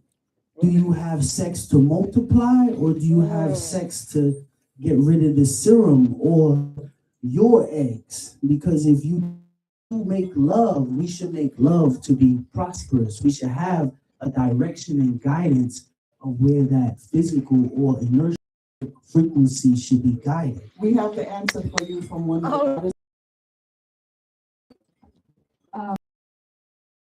Mind everyone, this is a conversation. Yes. So people don't necessarily just have to have a question. Okay. Well, it is a Q&A, so that's No. So I will add to that. Sex is about creation. But can I add one more thing It's a to this? After you make love, where are you guiding your lineage? So where would you guide your children as you have children? What would be your guidance in your purpose of making love, having sex? Okay. Ashay. Where would I guide my children? My children as adults? My children as children? Like, I'm trying to understand. We want to multiply. We want. What are we making love for? We're making love to Good, create. sir. I have my kids already. But, Complicated right now. but maybe you want to make love to maybe make $1 trillion, $1 billion, or maybe a land. After my husband does what he does. Yeah, I'm just saying there's ways to make love. No, I not get you. I just understand what you're saying. internally. So There's I'll tantra. interject here and I'll say sex essentially is about creation. You can create a baby, you can create a business, you can visualize while you're in intimacy and envision things that you want to change within your spirit, within your husband's spirit. You can envision all of the things that you want in your life, you can envision while having sexual intimacy and while having an orgasm, and magnify the energy surrounding that. So essentially, it's about creation. Whether you're creating a baby, whether you're creating, different things that you want to manifest, it's about creation. It's that simple. Oh, all right. Peace. I'm Saul. I have a question.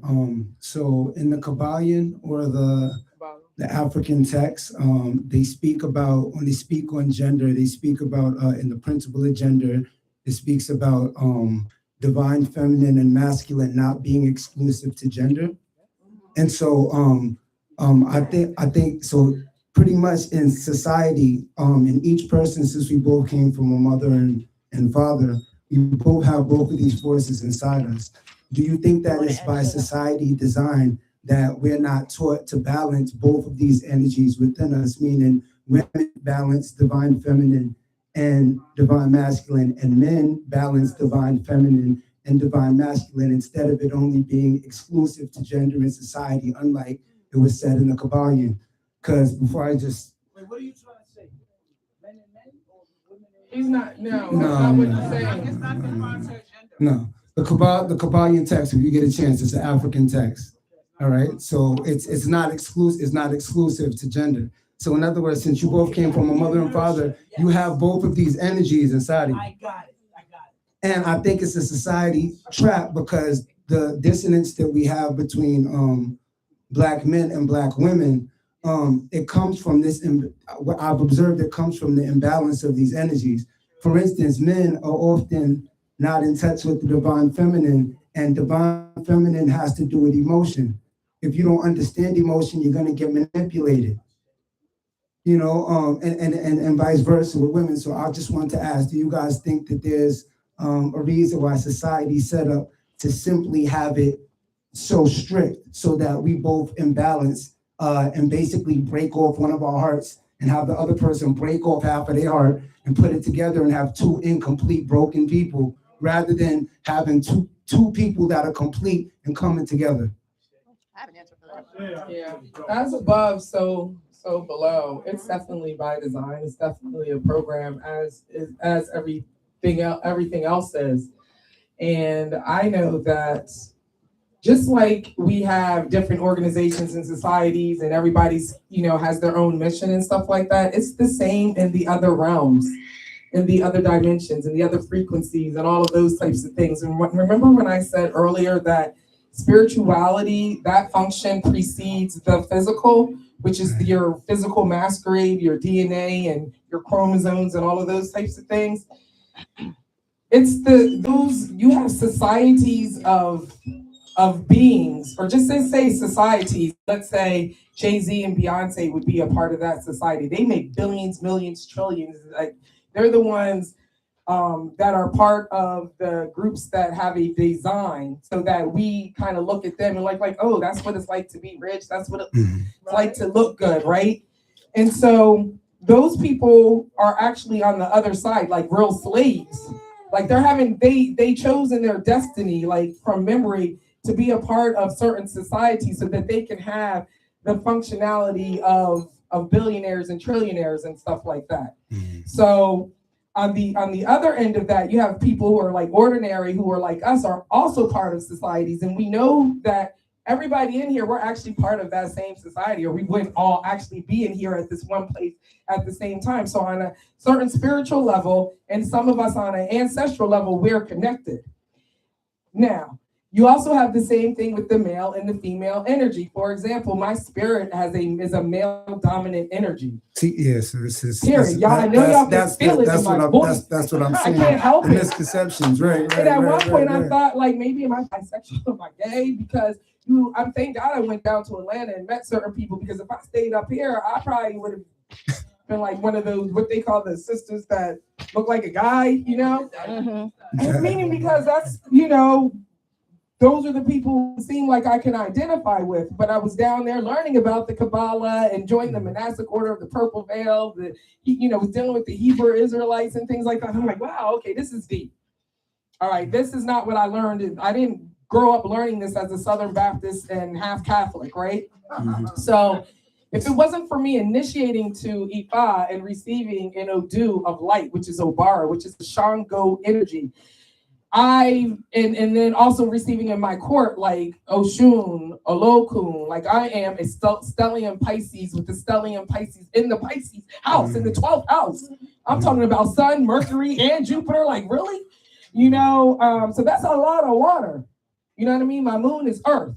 So then I also have that energy, that mama, and my main Orisha is Nana Baruku. So that's on some old other, now we're talking about Mawu and Lisa, right? So I absolutely know that there's those societies that I began talking about earlier on, that people look like they're rich. Those people come from a spiritual society that is by design to hide what's going on here.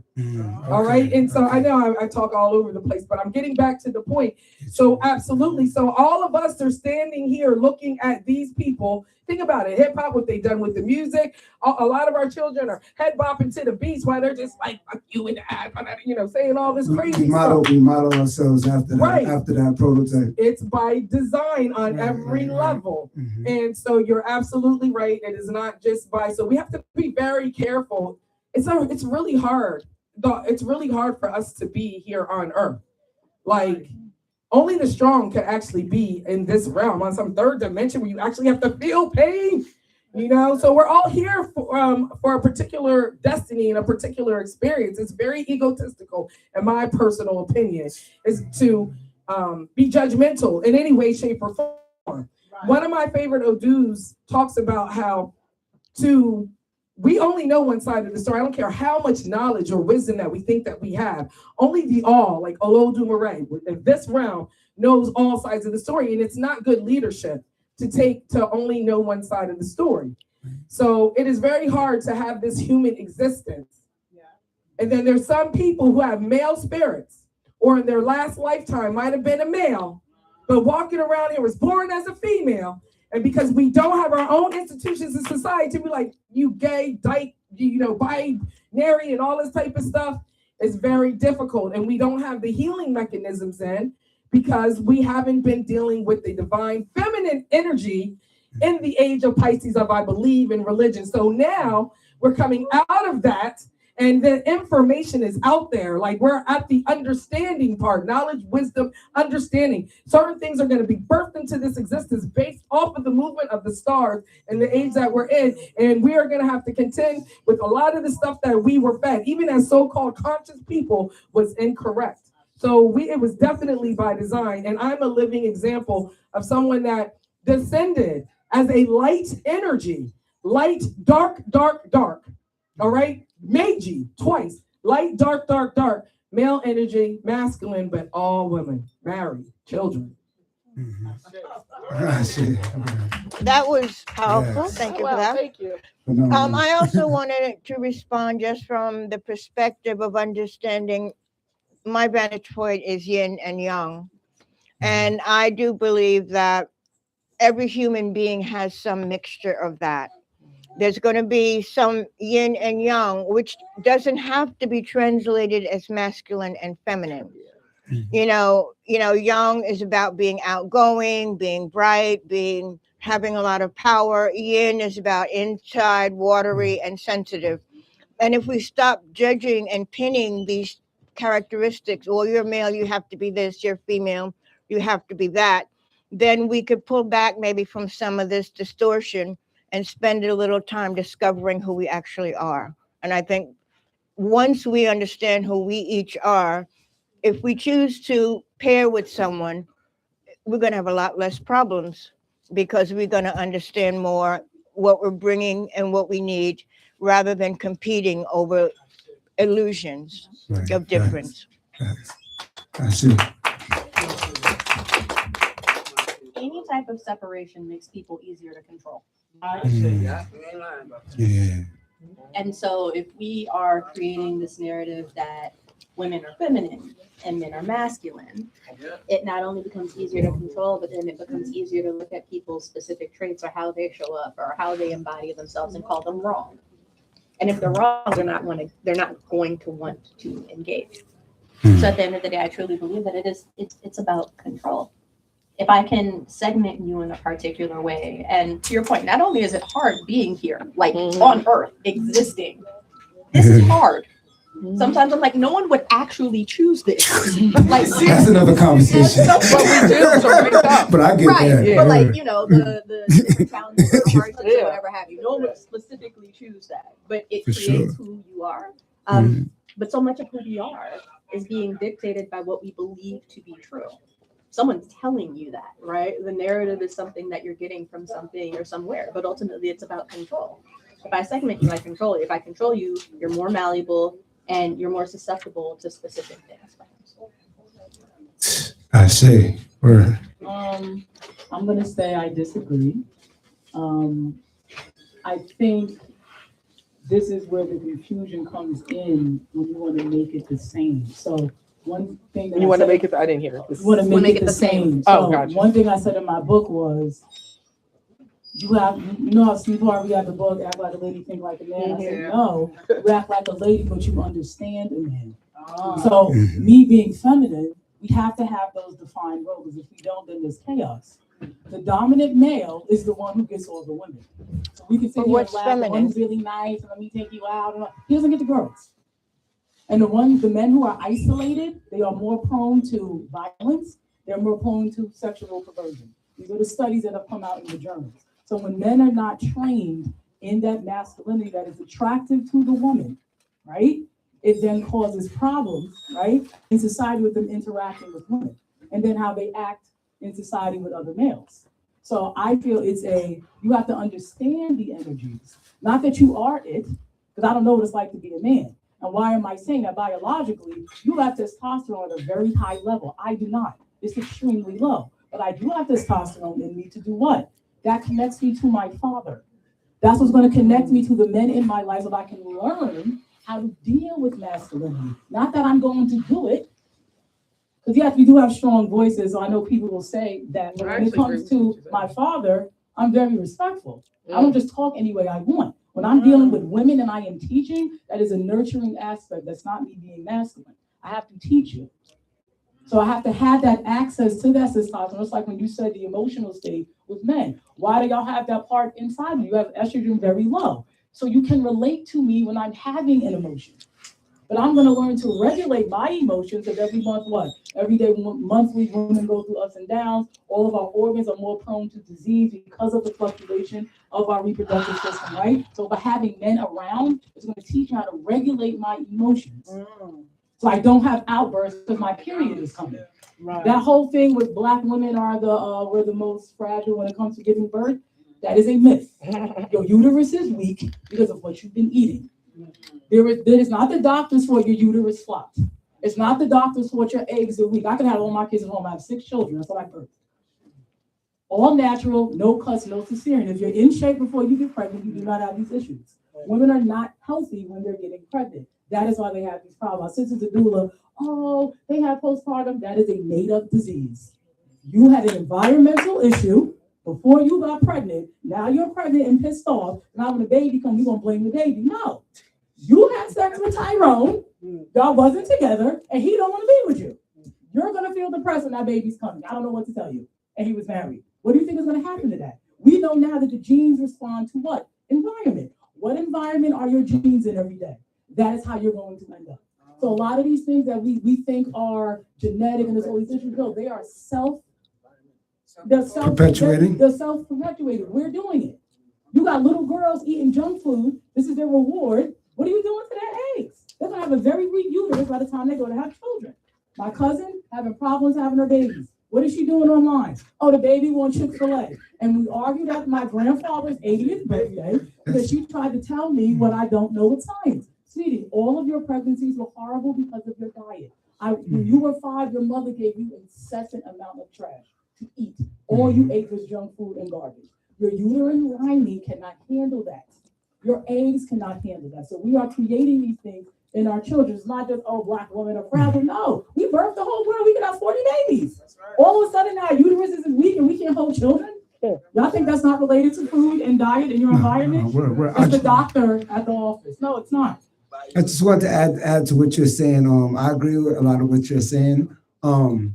Epigenetics talks about that. And it speaks about the environmental factors do have things to do with what genes get turned on and what genes asleep. Yeah, but I also say that the wholeness, the incompleteness, I still advocate that. I think that as each person, male and female, needs to strive to become whole within themselves, I think that your partner is supposed to show you the work that you have to do within yourself. I like that. Okay. I was gonna answer. It took a long time to get back. When we come here as returning ancestors, we all come with something, some lesson that we must learn, right? For me, I came here to turn on the warrior energy within me, right? But there's also some fiery energy that I had to learn how to regulate with water, right? So for me, it's like the ultimate balance of trying to figure out how do I turn off this excessive psychic heat fire by being disciplined and, taking on that Herikuhuti energy and being enterprising and bringing that energy forth within the work that I'm doing, right? So essentially, it's masculine energy that's representative of that fire, right? But I need water in order to cultivate it, right? Right. So it's the ultimate balance. Like you look at the yin and yang, and you see that one side there's more water, and then there's a little bit of fire. The other side there's more fire, and there's a little bit of water. That to me is the ultimate representation of masculine and feminine, right? Or the man and the woman, right? So we as divine beings, we come here to cultivate something specific. I came here to learn how to tame this fire and hone it a certain way, but do it in a water fluid kind of way. Because once upon a time, I was the girl who was rah-rah, and I mean, nobody can even visualize that, right? But I was that girl who would just, black out. Yeah, it comes out in the music. That's where it comes out, right? But in real life, I had to work extremely hard to cultivate the water within me and become softer and work on that energy because that's my path. Some people might come too watery, and they need to add some fire to that. Right. So it's a matter of what you come with and what you need to cultivate. So as far as a man coming in, he might come in, having too much water, and he needs to put some heru on that. He needs to put some heru kahuti on that, right? So it's all within the person. Like, what did you come here to learn? What did you come here to cultivate? So, yeah. So I don't think that is just, it's a general. You can't just say, oh, this is. But there has to be a balance. So as far as generally, I can speak on the fact that we all have divine and feminine and divine masculine within us, right? And we all need to tap into that energy in both sides. But understand what body you in. Okay, understand what body you're in, right? We all need to tap into both sides. So for me, if I'm in a business meeting, right, then Heru Kahuti is gonna come out, right? But if I'm talking to the women, or I'm talking to the children, then that Osset energy is gonna come out, or that Heru energy is gonna come out. Yeah. Or the camera can't see me. Sorry. Yes. Goodness. Yes. So we all, and for a man, you might need to sit down and meditate. You might need to sit down and meditate and cultivate that one within you. Because you're too external and you're too fiery. Or if you're too, watery, you all, you might need to go and hone in on that Heru Kahuti and Heru energy right quick. So Let me just. that's what I said about that. We have some more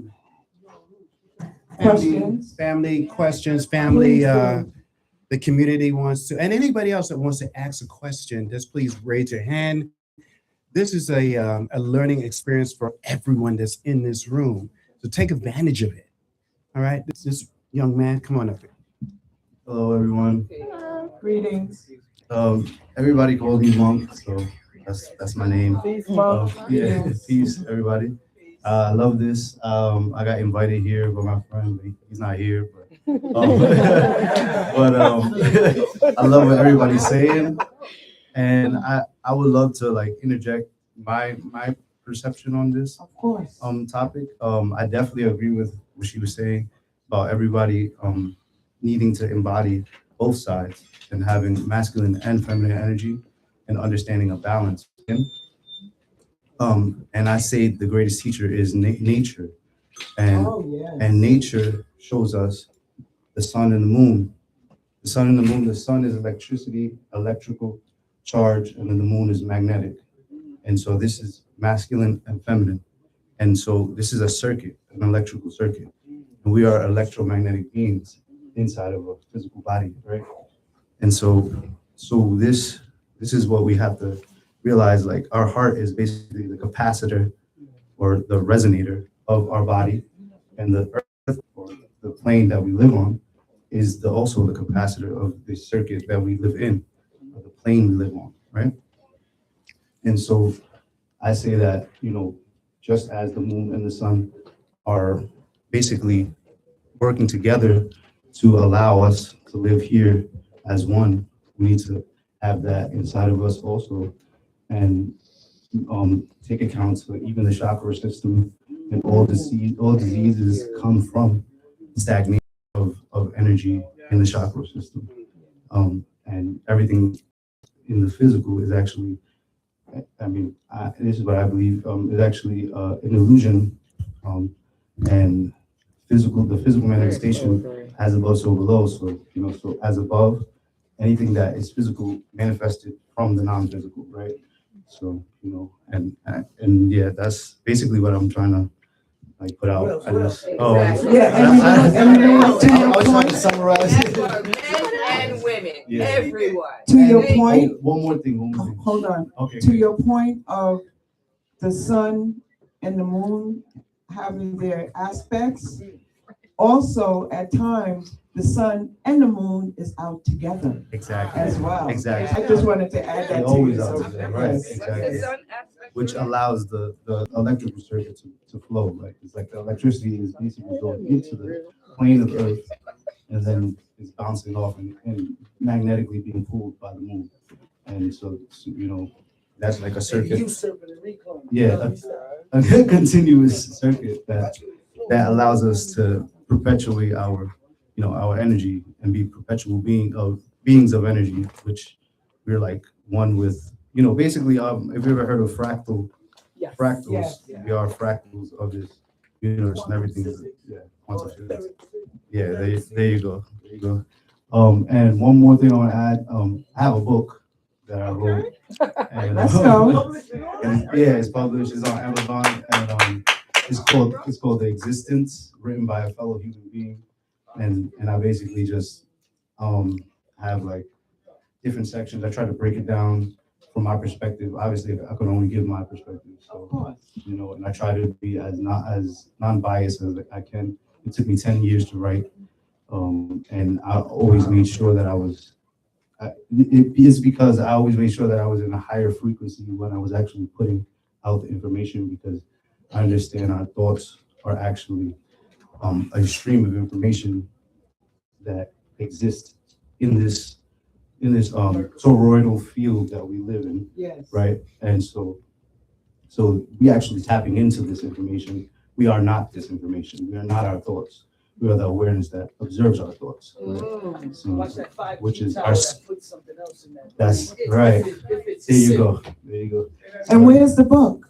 The book is on the book is on Amazon. I haven't got the physical copy right now. It's only audio and digital, but it's on Amazon. It's called The Existence. Yeah, but written by a fellow human being, and my name is Ryan Kathryn. That's I'm the author of the book, so that's how you can find it. Thank you, my brother. Thank you. We need more. Where's the women? They're not asking any questions. What's going on? Oh, so go to the mic. I wanted to say something right quick. Did any of y'all bring any of the books that y'all wrote? Yeah. Yes. Y'all here today? Yes. Are y'all gonna be like selling them or passing them out? I want yours. What's the name of yours? It's your phone. I'm telling women that. Okay. Okay. All right. That's all I wanted to say. All right. Well, you can still chime in. It's still a conversation. Go ahead, Queen. Greetings, Empress. everyone. My name is Sister Laita Herb. I would like to say, what about the mental breakdown of these women? Because you're saying it's their fault, but the food that they're eating is making them go to bunker in their mind, okay? And besides the food, what about their creation language?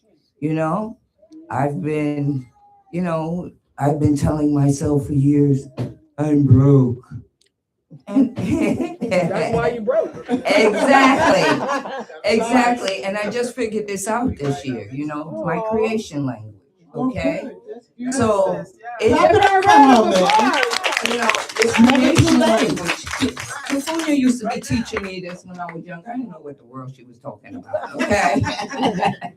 But she's been working on me back and forth throughout the years. And creation language is something that a person can make themselves sick.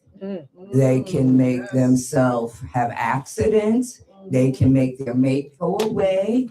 They can make their children turn against them. Okay? So it's not always, it's their fault. They have to recognize certain things and they have to learn how to get grounded. Grounding is when some people are staticky all the time. If they would just stop and look at a big old tree and touch it and breathe with it. Energy, man. Yeah. What book is it? You know, it says book here. Ain't no book. Uncle Hank made me do it. He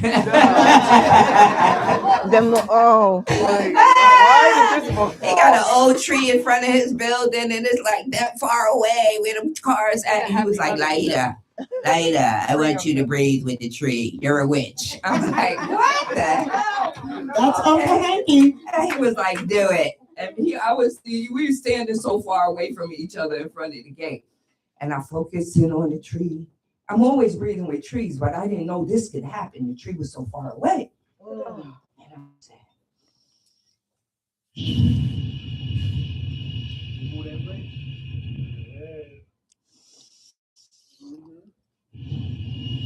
and I took a while before I, gathered the energy and I put it out there. And then when I pulled it back, it slapped both of us. Boom! Okay, trees are ancient. If you just tap into it, tree. And last night I've been cleaning my house, doing the salt and water and vinegar thing, throwing out everything in the corners. A lot of people have junk inside of their house. You understand? They have to remove the stagnation, the physical one and the emotional one. Take a salt bath. You understand? Throw some flowers in there, some oils. Everything is your fault. Okay, it is. Okay, things we go through in life, our parents, all kind of shit. You understand? You don't know what people been through. So whether it's a man or a woman, we all need to get grounded. This isn't about a woman or a man thing. You understand? We're all a part of the universe. And we got to sit down on the grass. We got to take time out with nature to ground. You'll see, I'm tired looking at everything. I've been fasting for a month. I'm overwhelmed. I'm like, but you know what? I feel better. My house is lighter. I feel like I can do things again. Okay, one more way. House to become calm and balanced. We already did that. What does things? Oh, about the age of Aquarius. What does it mean?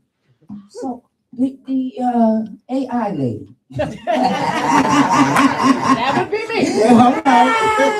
AI is releasing a lot of things these days. Not only false information, but a lot of ancient truth. Things that are hidden information. Okay? So what does the age of Aquarius mean? So the other day I saw a video and it said, people that are born from the age of from the year 1961 to 1990 are born in the age of Aquarius. And they had a song during that time when I was growing up. Yes. And it said that we are a whole generation, tribe.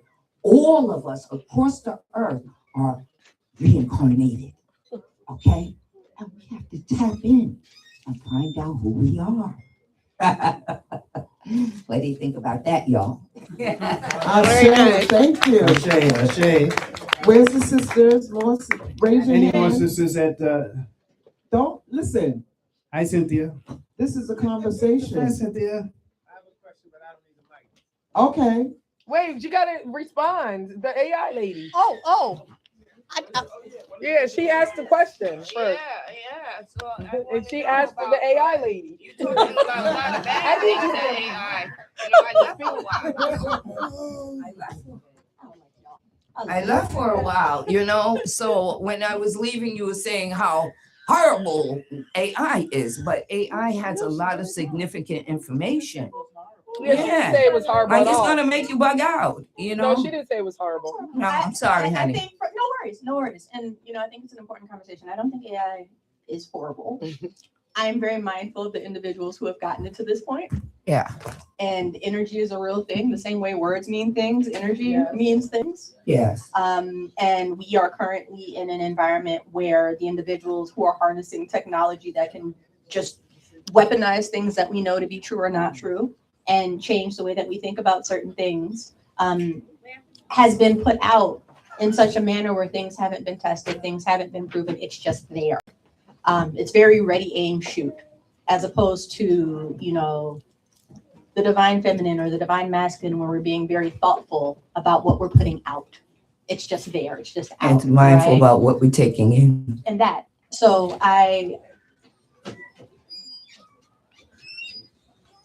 understanding that energy can have positive and negative traits, and understanding that ultimately when you're dealing with something, it's kind of like guns don't kill people, people kill people. Yeah. But what is a gun's role and responsibility? It can keep you safe and protect you, or it can harm, right? It is in the, you know, the spirit of the wielder. And I believe technology to be the same way. My biggest challenge, especially now when we're talking about AI, is how many of us are being shut out of it.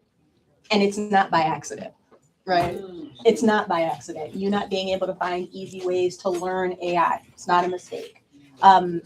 A lot of individuals in our communities not having an understanding of privacy and security and why it's so important to hold on to your data and information, and being mindful of what you're being sold and who's selling it to you. That's not an accident, right? And so I think in this age of Aquarius, being able to reawaken and understand what you're consuming, why you're consuming it, and what the end result is ultimately the most powerful thing of all. I don't think AI is evil. I think there are evil people who have access to tools that are both frightening and powerful. There are definitely specific people in the AI space who I know to be horrible, horrible people. But there are bad people everywhere, you know? I'm also a believer in light always wins. Like light will always vanquish darkness. It has to. Like you know, if you're someone who studies history, even if you're not, right? Irrespective of how bad things seem, there's always good to come out of it. I'm surrounded by positivity, and so I believe that positivity begets that. I got into AI because I was concerned. Yeah, but this is my question. The question is AI releasing secrets that we didn't know about in the past? Is AI releasing secrets that we never could know unless we went to like mysticism school or went to meditation school, or you know, like when people ask, if you went to heaven, if I came down from heaven and I wanted to be any race, what race would I be? If you AI, what race would you be? And it always say the black race because we've endured everything. Okay. Now, if that's not a fact, I don't know what is. Okay. Now, a lot of the teachers when I was growing up, they were like those books, Power of Thought, How to Grow Rich, and things like that. And exactly. A lot of these people are dead, you know, past, they transitioned more like, okay? And their information is being released on the YouTube through AI, okay? Now, I want to know, thank you, Mama. I think you have to sort of take it half as informative and half with a grain of salt, because it comes from some source and there's always a grain of truth in it. But I believe that whoever is programming that information has an agenda. And so we have to be a little bit mindful when I mean, I love the videos. Totally love it. But also understand people are programming their AI. So, I mean, in a good way. So you can have be building your own library and having your own resources, and then training the AI rather than going to the slop that's on the internet. Will go to your resources, and then you can come up with some really good conclusions. And you could correct me if I'm wrong, but my understanding is that one of the things about AI is that it's trained to mimic you. So there might be some reflection of you in what the AI is telling us. But more important than anything else is if I collect historical documents. There are documents out there. It's just that you're not going to find them on the internet necessarily. But when you go to archives, you can find ancient documents, and they may not always be clean in terms of who wrote them, but you can find certain facts when you're looking at a book that was written in the 1800s or the 1700s, or something translated from the 1400s. And what I'm finding when I go back and actually look at the material, Black people were a powerful force on this earth. Thank you. Okay, and that's what I find in the actual data. Just want to ask Hank Rising. I know you have some questions for us. What's it? There's a guy in the back who is first. Oh, I'm sorry. I was waiting patiently. Just to close out. My first question is for Sister Kafunya. When the brother was speaking, I want to know what exactly do you mean, or did you mean when you said that the sun and the moon go out? Come out together. They're Come together. present. I think you said At go the out sa- though. I didn't mean to say. Okay. They're out at the same time, where you can see the sun and you can see the moon at the same time in daylight. I thought something was happening that I didn't know. Oh no! Y'all was on the subject of dating and all that, so I'm like, oh, the sun and the moon dating. No. All right. And my next Sorry question. about that. No, it's Sorry okay. about that. I didn't want to leave without asking There that you because I go. didn't feel right, you know. My next question is to each and every one of you on the panel. How do you know what you are expressing is right? It don't matter. They got the mic down there. Might as well start Ask down it there. again. How do you know? I didn't say believe. How do you know that what you are expressing here today is right? Expressing here today or just in general in life? You can do specifically in general, all right? Okay. But I'm trying to pinpoint the specific first. Okay, let's.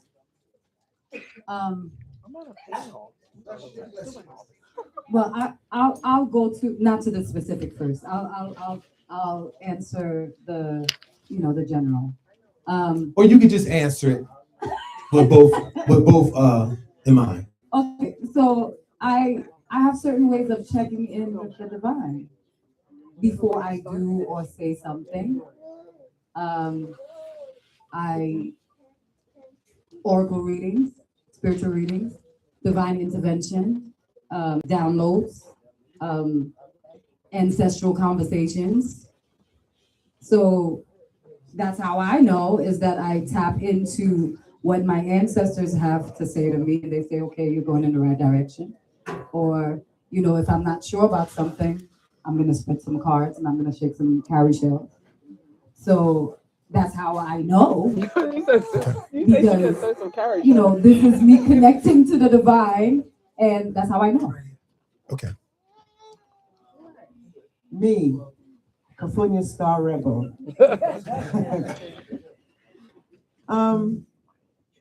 It's a feeling for me. It's a vibration. Just like, I'll give you an example.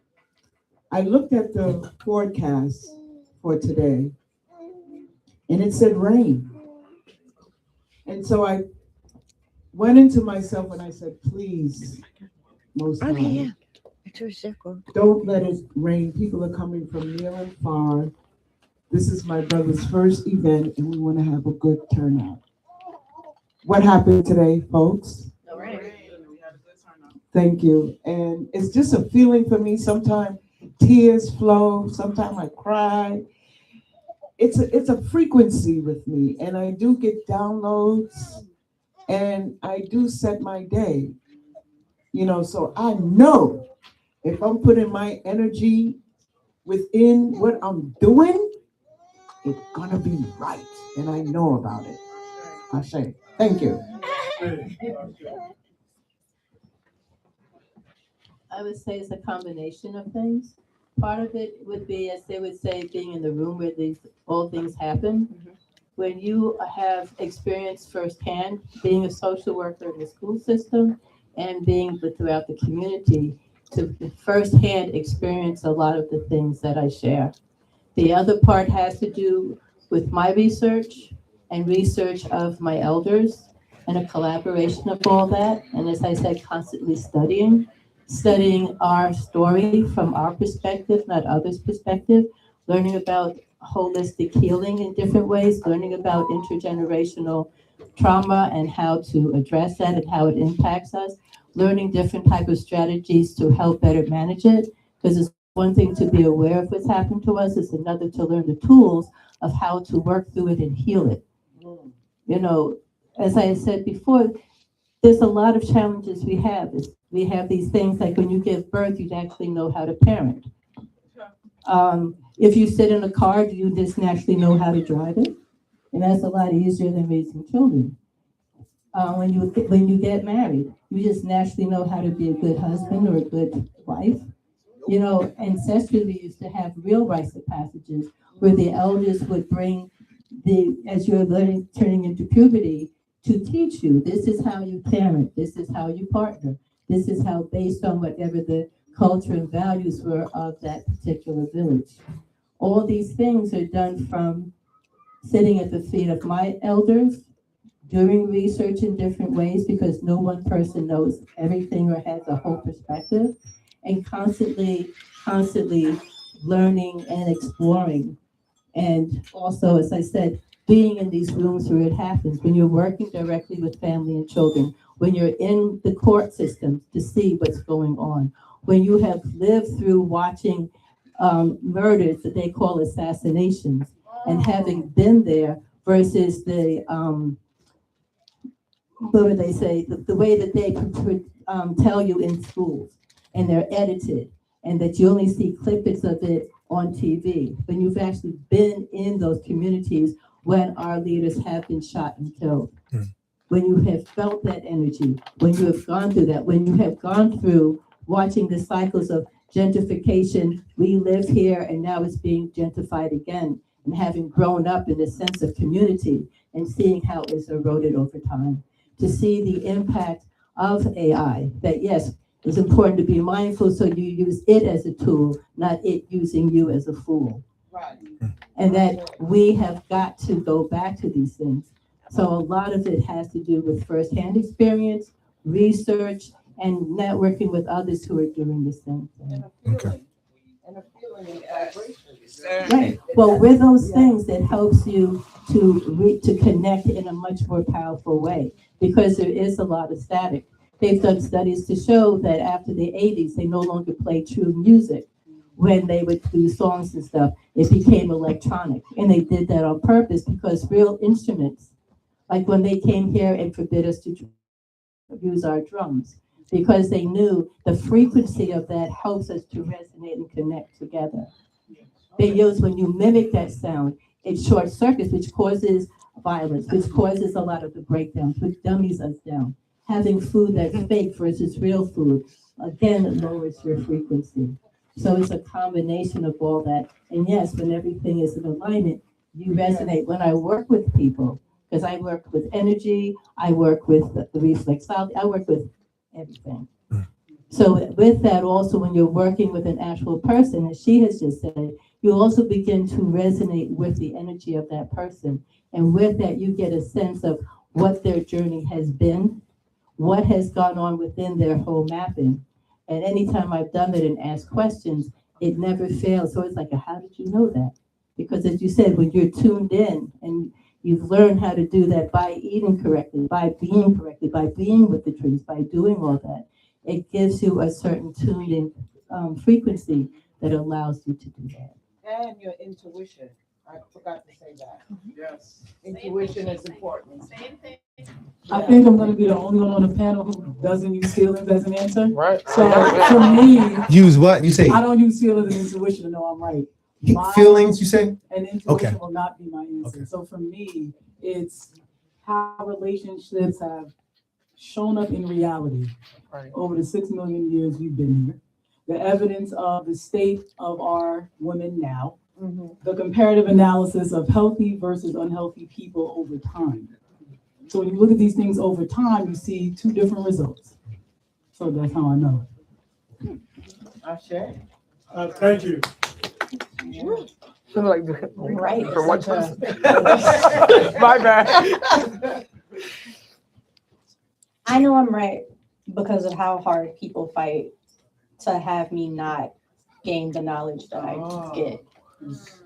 I know I'm right because I'm intelligent enough to know that the opportunities and the ideas and the way I'm able to engage with technology that I'm not supposed to be able to understand. I'm brilliant, I'm intelligent. This is not me. It was never me. Like your mama Something or told you. someone is responsible for relaying not only the opportunities, but the knowledge to give me an opportunity, then give it to other people. I'm right because I'm smart enough to know that. I also believe myself to be right because I studied. Taking yourself at face value is the stupidest thing you could ever do. It's kind of like AI. Its role responsibility is to make you feel smart and to make you right.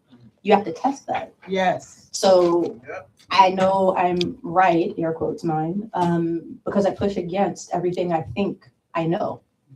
Not only to be true, but whatever I'm, ingesting. That's how I know.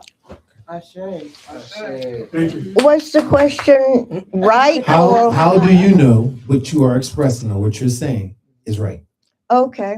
Well, I think I don't presume that what comes through me is right. And I certainly don't presume that what I understand, what my life has led me to, would be right for another person. All I can do is say what I understand, how I came to that space. And so from my perspective, I don't try to be right, I try to be authentic. You got some good stuff. Like, what am I gonna say now? You can say I always really right. wanted to say the same thing. Like, I didn't, not speaking here to be like, I'm right. But I do know, if you do know me personally, I won't speak on something unless I really have experienced it or I've studied it and I find myself to be an authority in that subject matter. I also am an Arumila walking this earth by blood lineage, and a Larry E. Penn, the witness of all things past, present, and the future, from the day you were born to the day you die. And I also know, and this is not a superpower, I speak to my ancestors, I speak to my spirit guide, and my main spirit guide is Nana Baruku, the one who birthed the moon and the sun. And that is different from Oshun, Olokun, Shango. That's the energy that created all of these energies. And I feel I don't want to lose my rank in any realm. And so I would not want to have bad character and just be sitting here saying something that I would think that is not right. All right, thank you. You might as well start here. There's another question, right? Yes. I know that this is what's supposed to happen. And honestly, I've been attacked. My whole system went down. I mean, the sound, the camera, everything at the 11 o'clock hour. Right. So I knew that I had to tap into the God that's within me. And God did make this happen at the 11 o'clock hour last night. All right. Because I didn't want to come here. I was trying to figure out what I'm going to do. So the divine ladies that's here, you're meant to be here. Every last one of you are meant to be here. Everybody that's here is meant to be here. I mean, I went through, banging my head on the wall or whatever it may be. Can't figure this out because I don't know the technical aspect of it. But every time I walked down that dark lane, the light came on. I was getting ready to leave last night out of the Apple store on Atlantic Avenue. And my spirit to say, turn around and say, hey guys, good night. Because everybody just like, I don't want to see you. And this one person, Caucasian, turned around and says, look, I know him. He may have something for you. And he said, let me do this, this diagnostic test. And it happened at the 10 o'clock hour last night. So I walked out there and I was amazed. And I knew that this was supposed to happen. All right. And I'm blessed by you guys because I'm community mind. And I'm not about me. It's not about me. It's about our community. All right. And yes, it is a we with a capital W. Yes. And it's Community Cuts, BK. And it's Community Cuts. I'm not going around the world. I'm staying here in Brooklyn. All right. That's just me. But Hank Rising, where are you, Hank Rising? Well, come on over here. Come on over here. Take him the mic. And I think, first and foremost, everybody, let's give Brother Duke a hand.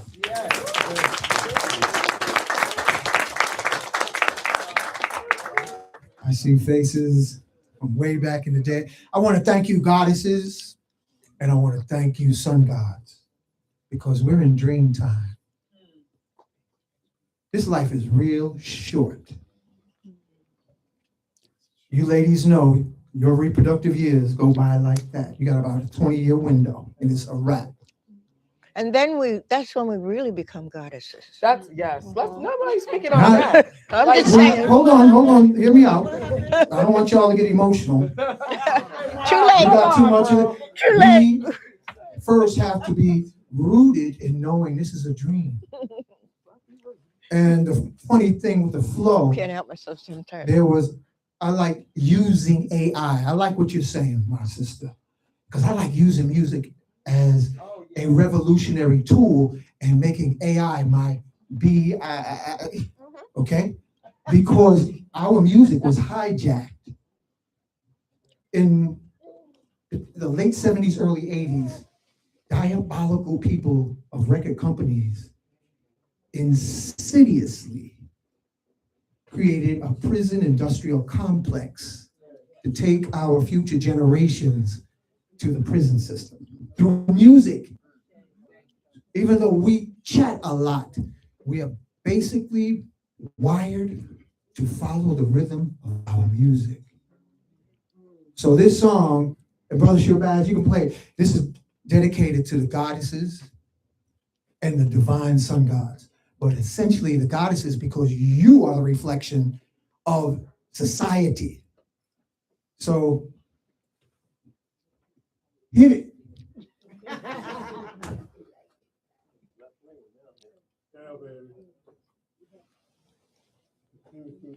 We don't hear it? Hold on. Oh, there it is. We don't get it. Mhm. Coming up. There it is. Oh my goodness, John Carr. No, turn it up on the phone. Brother, John, my husband's been playing this since he heard it on the YouTube. There's a reason. Like all night, I wake up to it and play up like this. Ancient hands knew the healing they made with herbs and flowers. They opened the path where life. They want you to take it from the beginning. Rewind selector. And the reason is because the goddesses, y'all the one who makes civilization for better or worse. Not us.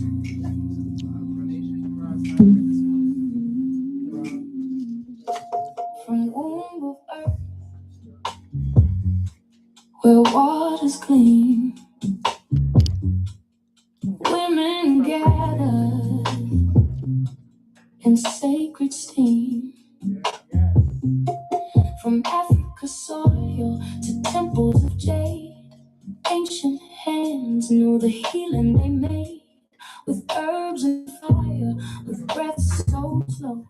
They opened the path where life would flow.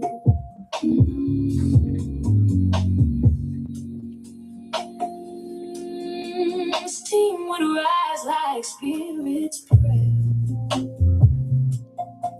cleansing body, soul laid bare. In Korea's warmth, the herbs would rise. Mugwort whispers to wounds so wise. In Mayan lands, in lodges deep, the mothers sang while the grandmothers weep.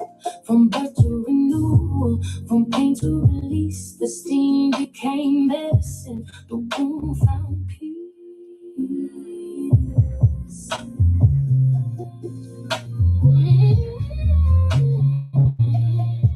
Sacred portal, divine inside, where life and spirit both reside.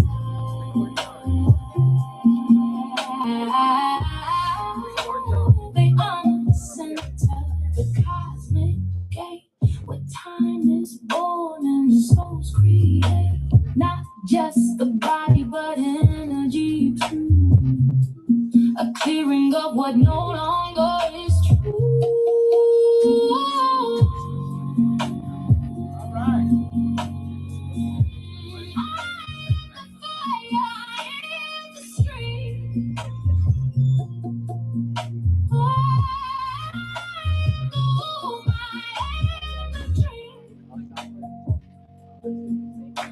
and wisdom still lives in me. In every breath I set free.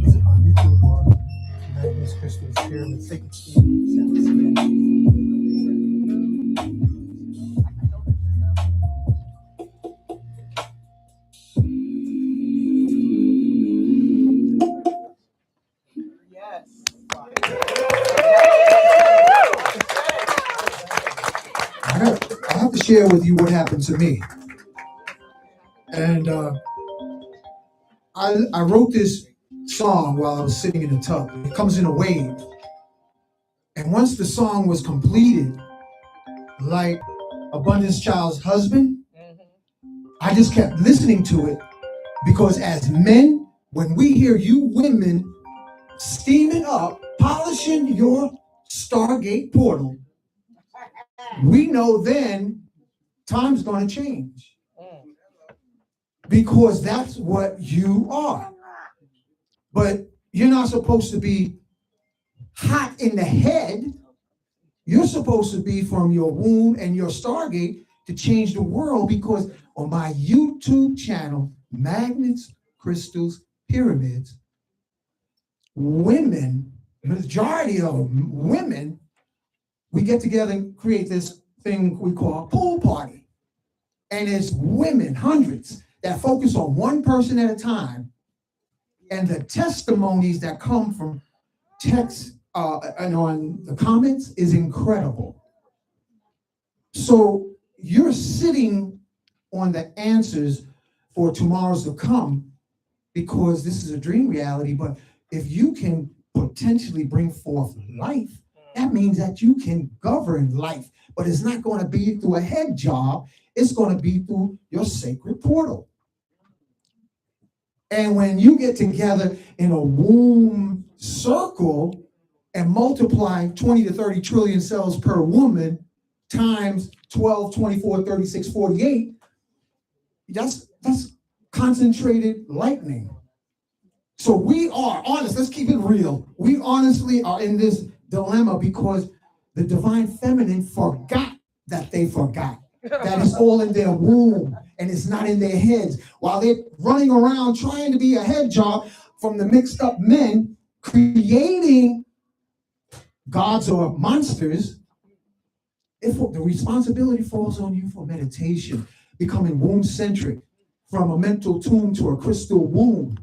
And when you're in your fake masculine, it's a destruction, frequency-wise, of the whole community. So this is a tribute, so that, and when we hear a woman being in her sacred feminine, brothers bow. Brothers bow. It's a wrap. You know, but if you try to fake that you're masculine, we know it. That's like winos know winos. Come on now. Excuse me. So whatever your message is, I love AI. I like hacking AI. I grabbed it by the neck and said, no, you got that information incorrect. And it's like, okay, you know, whatever you say, but using it for music, and like Shakasis uses it, what she showed me, what she does with AI to create ancient pictures that's like graphically incredible. I'm like, AI is African intelligence. It was formed by Black folks. So let's have fun. Maybe? And bend, twist reality the way we want. I want to thank all of you for being born. Thank you. I've been here before. We're going to close out now. So maybe here. Oh, no, we're not? Okay. All right. Go ahead. No disrespect to you at all, because there's a lot more to be said before we close anywhere. That's shame. Right?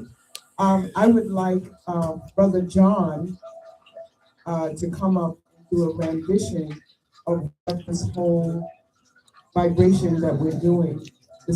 Brother John, please come forward. And we also have a sister named Bridget, who is also going to come up and say a few words, make a contribution to this whole energy frequency that we are creating here. And we are going to have space for more questions. And we also have our brother KaRaa here, does the healing with the stingless. Yes. So if you want to get your eye, experience that, we'll be here. And we thank you once again for even being here. This is such the first supper of the transformation in the divine energy, but energy in the age of Aquarius. John? Okay, I was answering a couple questions, so what am I doing again? You're singing something. Oh, you want me to sing? Yes. Okay. And we also have a performance by, Shakasis. So you're not going nowhere, all right? And I do think we have extra sale who want to get something? Yeah, I just brought it. Oh, If I didn't bring like food before, oh, but there's extra.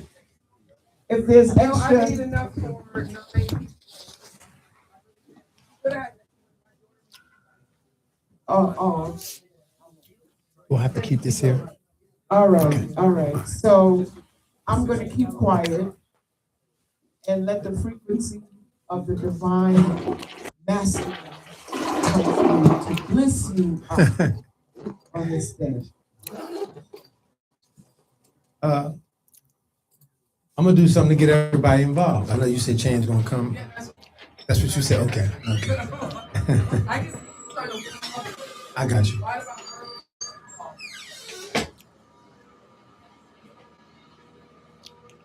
I'm ready. I had a visit. I'm gonna do change gonna come. Normally when I sing this song, I like to tell people, if you don't see change in your personal life, in your community, more than likely it's because you're not changing. Change starts from the inside, like everything in nature. So the more you change, you'll see that reflection outside, no matter where you are. But this is by Sam Cooke, the best cook in town. So try not to clap or pat or stomp because you might throw me off. Thank you. Thank you. And if you're going to clap, follow me. I was born by the river in a little tent. And oh, just like the river, I've been running ever since. It's been a long time coming, but I know change gonna come. Oh, yes, it will. It's been too hard to live it, but I'm afraid to die. 'Cause I don't know what's up there beyond the skies. It's been a long time coming, but I know change gonna come. Oh, yes, it will. I go to the movies and I go downtown. Somebody keep telling me don't hang around. It's been a long time coming, but I know change gonna come. Oh, yes, it will. One man band keyboard. Dun, dun, dun, dun. Then I go to my brother. What? And I say, hey, brother, help me, please. Then he winds up knocking me, dun, dun, dun, dun, dun, dun, back down on my knees. Oh, there were times that I thought I couldn't last for long. But now I think I'm able to carry on. It's been a long time coming, but I know change gonna come. Oh, yes, it will. Thank you.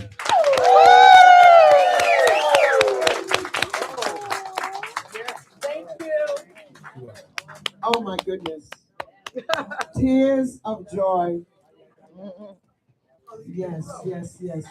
And next, we're going to have, oh, no, it's okay. We're going to have Sister Bridget who wanted to make a contribution. You said no? No? It's okay? All right. Brother Duke, do we have any more questions from the audience? I mean, do we? There's one right here. Where? Did you? With the Can you step up to the mic? We all family. No. Thank you. Hello. I just want to give you What's guys. your name? Oh, you're right. Who are you? Hi, my name is Will. Big mama energy over here. I just wanted to give you the opportunity to answer the lady's question about I think it was the age of Aquarius or AI, not being scared of AI, because there was a question that came before you was able to give an answer. Oh, Yeah. that is sweet of you to think that I remembered what I was gonna say. Get your mic. What was the question? Right. What? It was the last line. My question is, let's look back in there. Okay. See, I just want to say before you start, I love AI us so handy. much. I Thank just you. love being black. I love us. Thank you, darling. I'm from Uhuru Sasashule originally. Thank you. The Freedom Now School, the East. That's my foundation. So let's look at my question.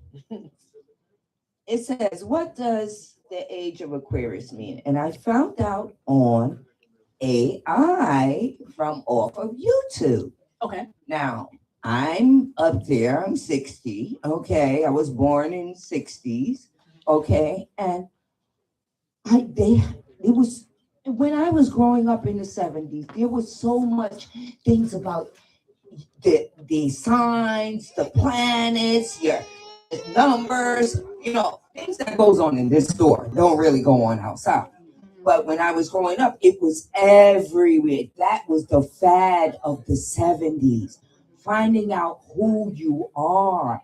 Now, the age of Aquarius, I was like, what in the world? I'm born in that zone, 1960 something. Like, and everybody's always telling me I'm reincarnated. There's a spirit that's watching me over the decades. Who is she? The other day, a lady told me, I said, what she got on? What she look like? So as we're talking about my spiritual experiences, the elder's coming closer to her. She said, oh, Jesus, it's you. It's you. Oh my God, it's you. I said, Lord have mercy, that's me, huh? That's me. It was a Muslim lady too. Okay. Yeah, she said, oh, Jesus, it's you. Okay. I laughed my head off, but I recognized this elder in the past, way before my grandmother and my great-grandparents. She's like ancient years old. And when I went on ayahuasca, they told me millions of years old. My hands have healed millions, okay? I've come again and again. Huh? It's just so much. Yeah, but I was on. just I did say ayahuasca, but I didn't take the journey. Someone else took the journey, and I was like the cook and the herbalist and all of that on the journeys. And then someone called me, and she was like, "Laita, come here." I was like, "Can we speak?" Okay, I understand. I Yeah. understand the question. So the journey, and I need to know about this. AI, is it really releasing true things? So this is all I want to know about ancient information that has been hidden for decades, for centuries. Okay. hidden information being released. Okay. Got it. First of all, thank you, Will, for the question and introducing yourself. Thank you also. I think the most important thing to remember about AI is perspective. And I always start there because it's really important to note whose information you're getting when you're utilizing technology. It is why when AI first began, it was very much tailored and attuned to a particular set of people. One of my favorite things to do when AI started, like when it exploded in 2020 and 2021, was to see what its baseline is. So if you went to AI and you typed in, generate a picture of a woman walking down the street holding a basket. And she'd be white. It would always be a white woman. She would always have blonde hair. She'd always have a very big chest. She'd always be very thin, very sexualized. And so that standard was what AI believed a woman to be, right? Because ultimately it was built on white men dictating what they believed things to be. If you ask a white man what a woman is, that's going to be what they give you, right? It wasn't until you had to get very granular. I would like to see a Black woman. I would like to, what about women who are disabled? What about a woman in a wheelchair? Who gets to call a thing is ultimately what I think we're getting back to in the age of Aquarius.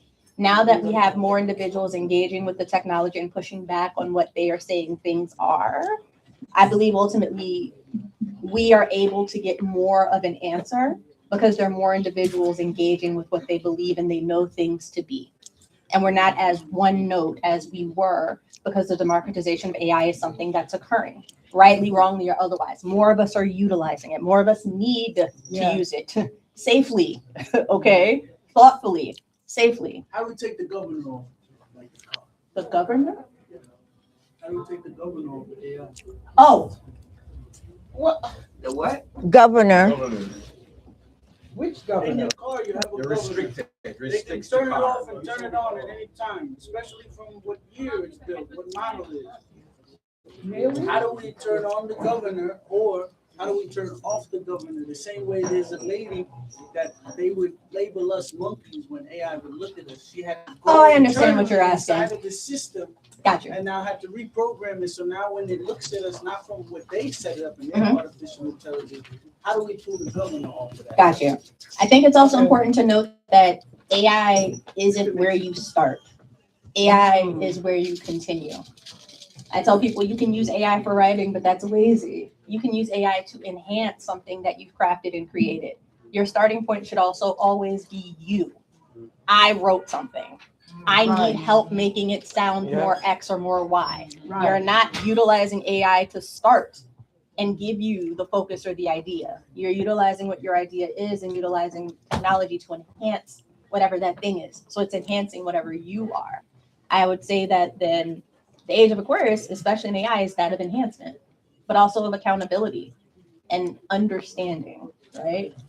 AI is extraordinarily powerful.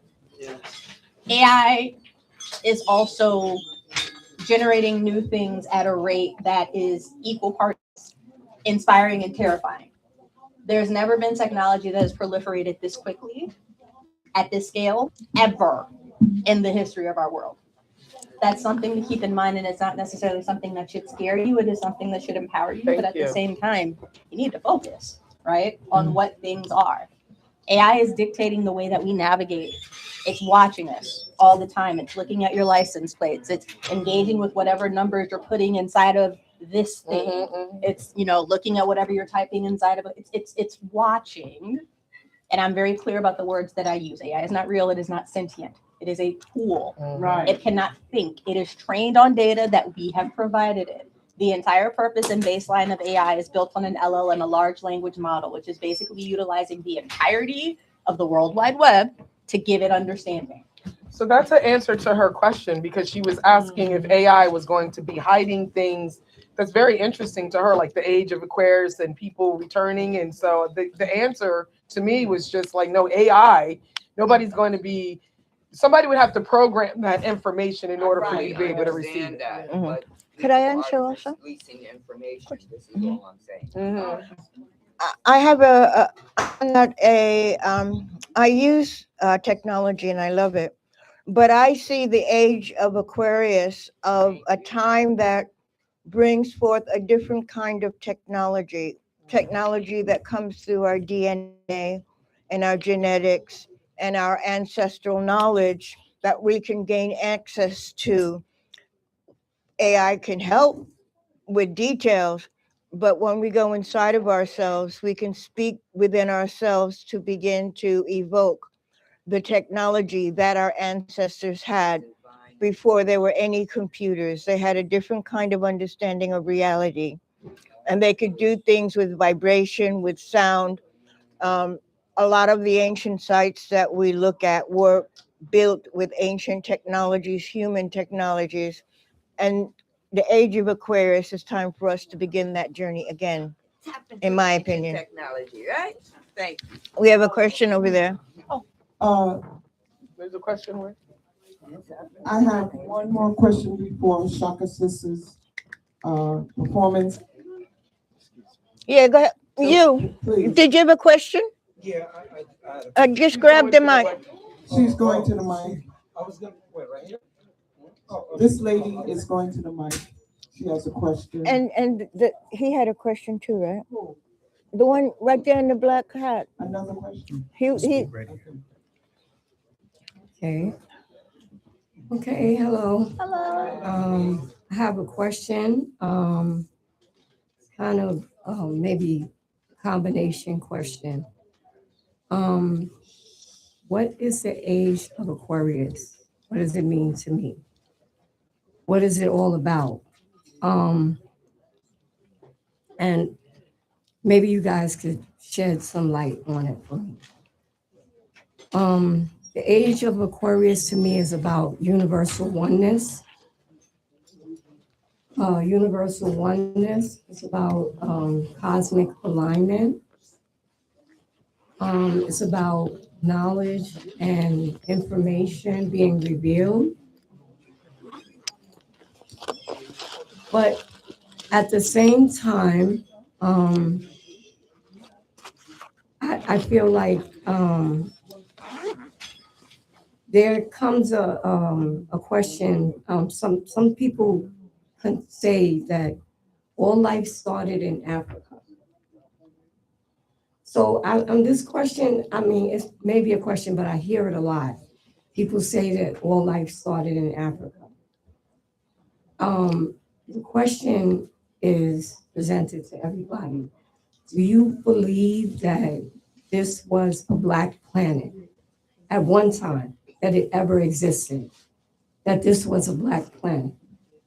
If you believe that, to me, I feel as though, not from an emotional perspective, but if you can fathom the concept that this was a Black planet, and we had the introduction of other species or hybrid life forms, as you will, but at one time, this was a Black planet.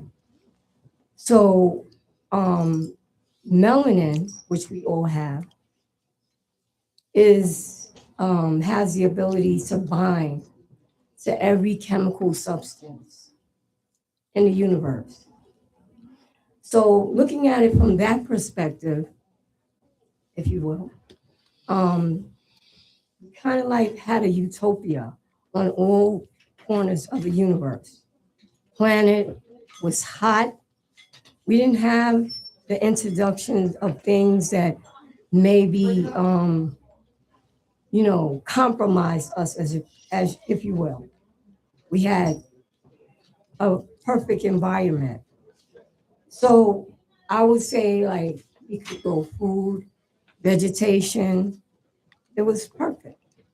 So when people say that we all come from Africa, Africa to me is like a state of mind. Africa exists within all of us, in our mind. We have planetary solar systems in our mind. I'm not saying that we didn't come from Africa. I'm just saying that we have planetary solar systems within us. So, I mean, if you could maybe shed some light on that, because as far as I'm understanding, we are asleep right now. Can I say something? When she's finished. We're just finished. We're all sleeping. So, I mean, Africa is a dream that we're all having, that we all come from Africa.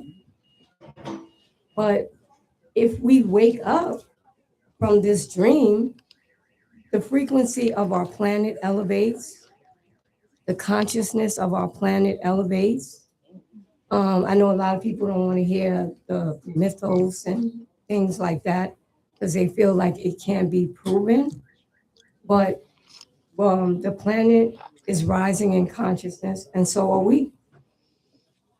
So where would that take us? What would that look like for us? And how do we wake up? Anybody? Can I answer? Yes, I am. I'll just ask the question. You're welcome. Hi, I'm called Jazz. I found in my life that I had to go through a lot of different experiences. One thing that helped me was growing up as a foster child, from place to place, different homes. So what it taught me was that people think different, right? Among the Dogon, they say that, I'm somewhat answering her question. It says that we come from two different serpents, right? If you stretch out your arms, you find that if your head was a belt, or if your head was the center and your head represents north and your feet represent south. This is ancient, right? Your feet represent south, so that the equator actually happens to be north. And what we call south actually happens to be the lightweight south, and where we are happens to be the heavyweight south, right? North represents head. Your feet are south of your head, right? So the planet sits in the sky like this, and the sun is over there. You know that when you go across the equator, the compass shifts. Right there, it starts to wobble around. And then what you thought was north changes, right? It becomes south. So, we could say, and the Egyptian says that they come from the south, right? But not one south, right? Two souths, right? Heavyweight south. You look on the globe and you see that the weight of the planet is down this end. The lighter weight is up the other end, up here, right? And of course, it is said that we exist in a large womb. No womb, no life, right? And everything in the womb is intelligent. Doesn't matter what it is, right? A thing cannot come back as it is if it were not intelligent. That means a tree, a plant, or anything else. And we know that the planet is a living intelligence. It has to be, right? You cannot live on a dead thing. They must be living, right? And it is said that this planet, which has different names according to who is talking, but it's called Geba Sebma by some. Now, Geb means Geb is like the source, and Ba is the intelligence. Because everything that exists must have intelligence. And what you think of as the sun is both feminine and masculine. There are ways of looking at it, which is called Petaraba, where you can see the black hole, the feminine. The first time I ever saw it, I felt myself being absorbed up into it. And anybody can go to it. But we've lost that in being able to talk with it. We think that you're going to go blind, but you're not. I've been doing it since the 90s, right? There are 3 suns in this solar system and in every solar system. The Dogon say that, first, the 2 sources that the Dogon say we come from says 2 serpents. At the lightweight end of the planet, it's Hydra. It's a star system that looks like a serpent, a number of stars. And it's known that every so-called solar system, and we all say you have a soul, so you are solar people, because you are initially a sun, double hemisphere, right? So there's Hydra up there and there's Sirius down there. But if you read the Pale Fox, you see that those two serpents not only entered the Earth from two different star systems, and there are a number of stars in there, and every star system and every solar system looks like a cell within our bodies, right? So therefore you have as above, so below, right? We are the below, and we are everything, and everything is us. Do we wish to accept it? It said that the moon actually comes from the dark sun that the Eurasians call Jupiter, but for us was actually Sekhmet or Bast. Sekhmet is the lioness that they say sits by the Great Pyramid, right? During that age, that was created there. That was put there for us to remember that within us, those two forces exist, right? And not to confuse feminine as a bad thing, because we do that these days. You know, when we say the word negative, which means receptive, we think that that means bad. And we say the word positive, we think of it as being good, but war as a positive thing, it projects. And that's all it means, right? To project is positive, to accept is negative. Negative can be a very good thing if you say the right things to ourselves, and it could be a terrible thing if you say, curse ourselves out, right? All right, I'm done. Thank Yes, you. thank you so much. And now we're gonna have a performance by Shakasis, who's gonna show us everything that she was talking about in her presentation. Sis, are you ready? Hi, everyone. The itty bitty voice. I'm gonna start with a poem. Is that okay? No, no, it's not okay. Of course. Okay, so the name of this poem is called Blickety Black. Okay. I'm blickety black, blacker than black, black, because I'm black and I'm black. And I'm black and I'm black, I'm blacker than black. Beyond the blackness of darkness, I'm black. I'm matter, anti-matter, and all that matters at the same time. I say nigger and negus in the same sentence.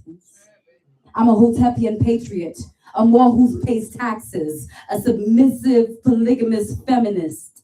I'm a cosmetified naturalist, a vegan who loves leather. I'm an Afrocentric skinhead, I'm bald and bare. I'm your deepest fear and your most captivating fantasy. I'm a nomad who stays put. I'm a structured, free spirit. I'm a mother who's still waiting to be mothered. I'm a narcissistic empath. I'm a lone wolf social butterfly. I'm unwedded wifey material. I'm a materialistic spiritualist. I'm a monk in the concrete jungles of Brooklyn, NYC. I'm a bush woman who can't stand a bush. I'm an argumentative peacemaker, a nocturnal day walker, a wavy fire starter. I got the juice and the sauce. I'm swaggerlicious, but I don't carry hot sauce in my bag because I'm too hot, don't need it. I'm that fiery, hot pepper West Indian woman who will put you in your place, tell you about yourself, then cook you dinner and rub your feet and bathe you in cucumber water while you sip on watermelon lemonade. Yes, I'm fire, but more water. I'm lit, turned up and popping, steaming. I'm H2O splattered. I'm all that in a bag of chips. I got it going on. I'm off the chain and off the meat rack. I'll breastfeed a baby, cornrow ahead and write a thesis paper all in the same breath without flinching. Carry the world on my shoulders while I give birth to the universe. I'm that nappy-headed pickaninny brown girl in the ring that's sweeter than sugar and plum. You can't help but to want some. You want some of this popping melanin, don't you? First you shun it, then you want it, so you buy it, inject it, spray tan it, squat for it. But I get mine from my mama, and it's real. Realer than real could get. And yes, I'm gonna need my Ankara head wraps and my afros and locks and cornrows and Bantu knots back. The nerve. Mini twisted honey buns. Cloud Bob. Seriously? Mark Jacobs got the nerve to call Bantu knots mini twisted honey buns, Vogue calling an afro a Cloud Bob. a cloud bob. Kim Kardashian did not invent big booties, and Bo Derek did not invent cornrows. Disrespectful. Put some respect on my lineage. You want to be me, but don't want to know my struggle. Hijacking my music, my culture, you vulture. Question: how does Sam Smith and Adele and Ed Sheeran become the face of R&B? And Mark Lamore and Bad Baby, I don't know the new white rappers. What are their names? Post Malone become the face of hip hop. The real ones get no play on the radio, no love at the Grammys, while mumble rappers who sound like they suffer from Tourette's syndrome and females degrading females becomes our new standard. WAP? Brown booty holes, really? Okay. Y'all know that song? Okay. Is this where we are? Abomination. It's by design. The goal is to degrade us and upgrade them. So they give us shine so they can reap the benefits while they fill their pockets and study us. Study and copy our every move. They then become us in all our brilliance and give shine to buffoons with wops and ADHD tongues. Jazz and the blues was ours, now theirs. Rock and roll was ours, now theirs. R&B and hip hop was ours, now theirs. Ebonics was ours, now theirs. Kabbalah was ours, now theirs. Michael Jackson was ours, now theirs. Kabbalah was ours, now theirs. That ain't nothing but the ancient Egyptian tree of life and stolen mantras, words of power from Indus Kush. America was ours, now theirs. Now ponder that. Africa was ours, now theirs. Ancient Egypt, Kemet was ours, now theirs. They don't even want to call it Africa. It's clearly a part of the continent, but it's not Africa. Talking about Caucasians were in the hot Saharan sun, farming and building pyramids. The same Caucasian who gets sun poisoning from being in the sun for 2 seconds. The same Caucasian who needs to put on suntan lotion so they don't die from skin cancer, but they were building pyramids in the hot sun. Clearly, that's the truth, right? We can't have nothing. Do we see a trend here? Do we see a trend? Anybody? Our girls and boys are being stolen, y'all. Like literally stolen. Girls gone missing in DC, boys gone missing in DC, children missing left and right, kids stolen from Haiti after earthquake, not one news outlet covering it, no Amber Alerts, nothing. They are stealing our babies for their organs and stem cells and sex trafficking and ritual sacrifice. And our men gunned down in the streets by those ordered to protect and serve white supremacist elites, arrested for sitting in Starbucks, cool monkey in the jungle t-shirts. He's targeted because he's truly the supreme one, and you scared. Cheaper to kill us, but what they say, millions in a lawsuit to make it go away, but no real justice, disrespected. And our women disrespected, slammed to the ground, breasts exposed in fast food joints, hung in jails for smoking a cigarette and not submitting to masters at a traffic stop. Harassed by police for months only to be assassinated in our homes while our son watches disrespected. Preyed upon Black woman. Case in point, Henrietta Lacks. They stole her cells without her knowing, and that led to the creation of the polio, developed medicines to fight the flu and cancer and many other things. Our cells are being and over again, making billions of. They are selling melanin for $396 a gram. That's $350 a gram more than gold.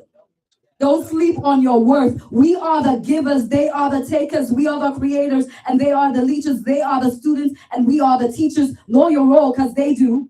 They just won't admit it to you. I know who I am. I'm that carbon melanated kinky crown, Amish Nefertari there and covered in the Valley of the Queens, but they gotta keep the secret because they know that we supreme. Beings try to hide it, but they know that we supreme. Beings try to fight it, but they know that we supreme. Beings, you better kiss me, I'm your mother. Kiss me, I'm your mother. Kiss me, kiss me, kiss me, kiss me, kiss me, I'm your mother. Mother of creator, 9 years of labor. Raise you from a fetus, so you better pull your pants up.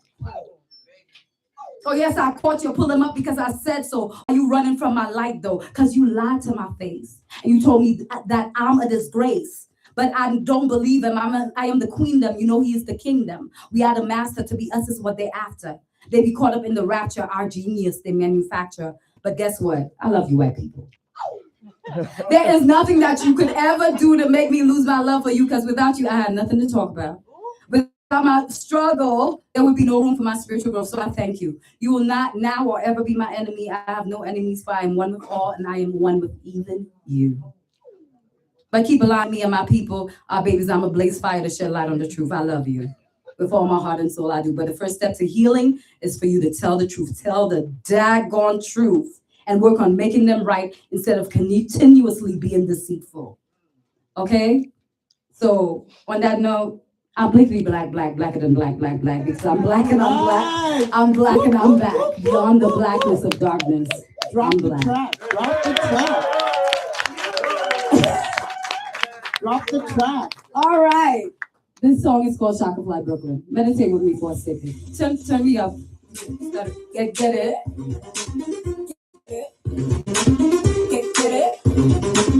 Get it. You are now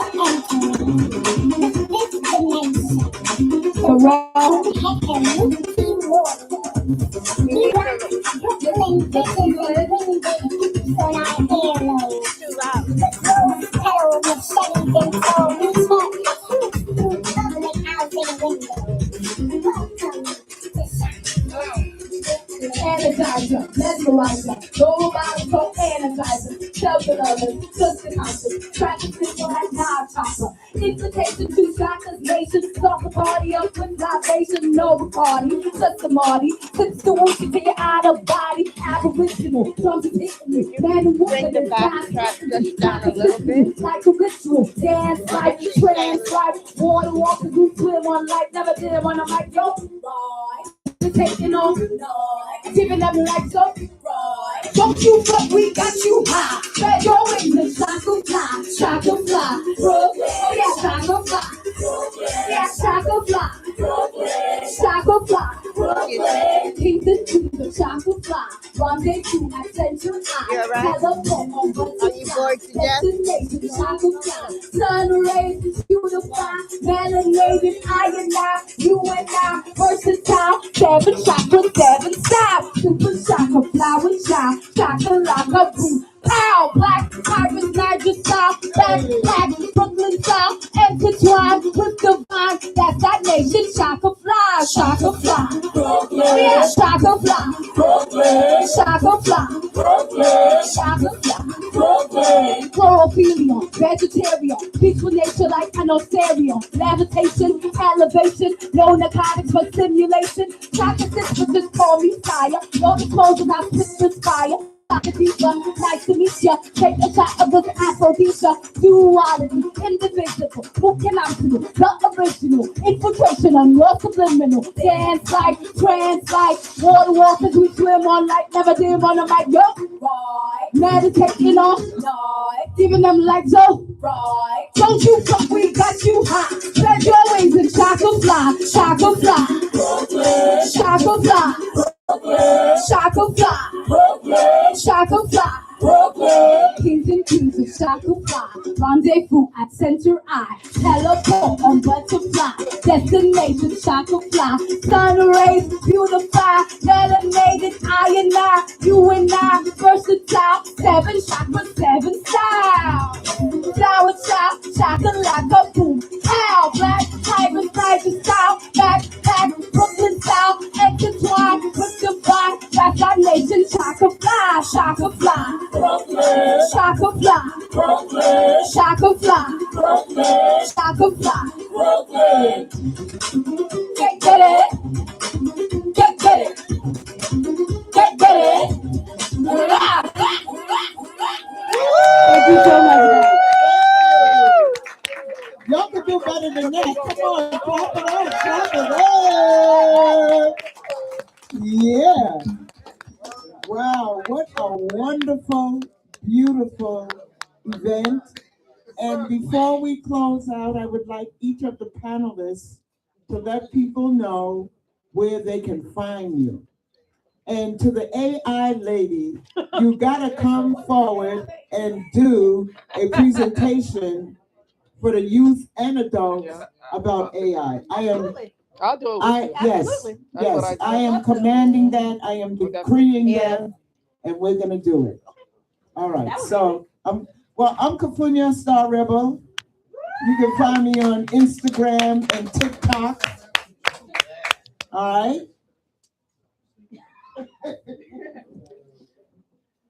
Before you go, I would like the ladies to introduce. I just said that. No, I wasn't going to say that. Look at each other and introduce yourself to each other. Thank you. Because without each energy that's here, it wouldn't be. Kathryn, thank you. Thank you. I'm a martial artist. I told Kafunya to give you my information. Ashe. Okay. Thank you. Thank you. Thank you very much. This is amazing. Thank you. I thought we were just gonna get water. I was like, What? there's a plate. And can You we, got a lot of water on the plate. can we let people know where we can find these goddesses? Yes, you can find me on Instagram, TikTok as Shakasis, SHAKA, like Shaka, and sis like sister, Shakasis. On Facebook, I'm Shakasis the FemC. And you can find me on all social media, Shakasis.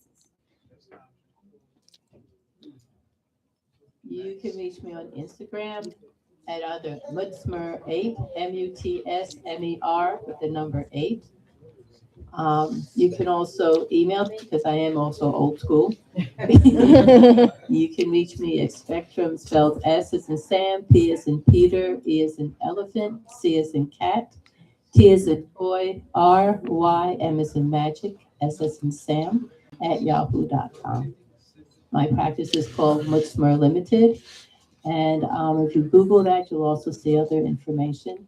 And I'm available for doing like public speaking and presentations. Hi, I normally use Facebook, so you can find me on Facebook. I have 2 pages. It's Angela Moten. Both of those pages are mine. And my face is an icon. How do you spell the Moten? Moten is Moten. So both of them is the same name, literally. I am social media adverse, which is hilarious because I'm an AI. But I also like to centralize the information that I get. So the website is forallai.org, FORALLAI.org. My email is jennifer@forallai.org. Yeah.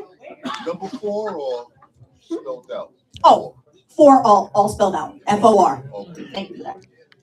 Yeah, it could have been FOU. It could have been. Could have been. My name is Kathryn Davis, aka Kathy Davis from the old school days. I host a radio program called Heart of Mind over WBAI radio in New York, 99.5 FM, WBAI.org. I'm a Qigong teacher. I have cards there. I'll be part of a summit next weekend. And my website for the Qigong is Dao, spelled with a D, Dao Qigong Life, QIGONG Life, LIFE. And the week of the 12th, I'll be starting a series on the year of the fire horse, how to really engage in that energy for transformation. I also want to shout out Community Cuts BK is something, Duke's dream. He's been following this at least 10 years, building this. So I hope that you will support it. But even more, I want us to support Nicholas Brooklyn. For those of you who are online, we put the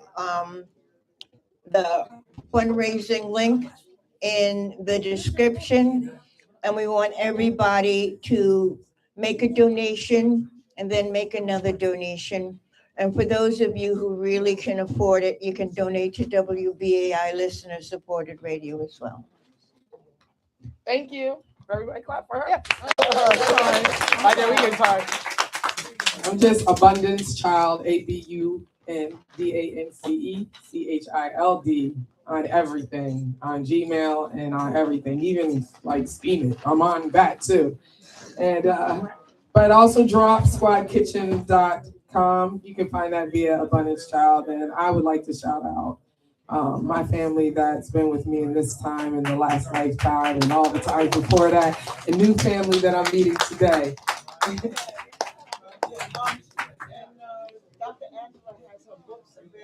Yes, I'm getting one or two.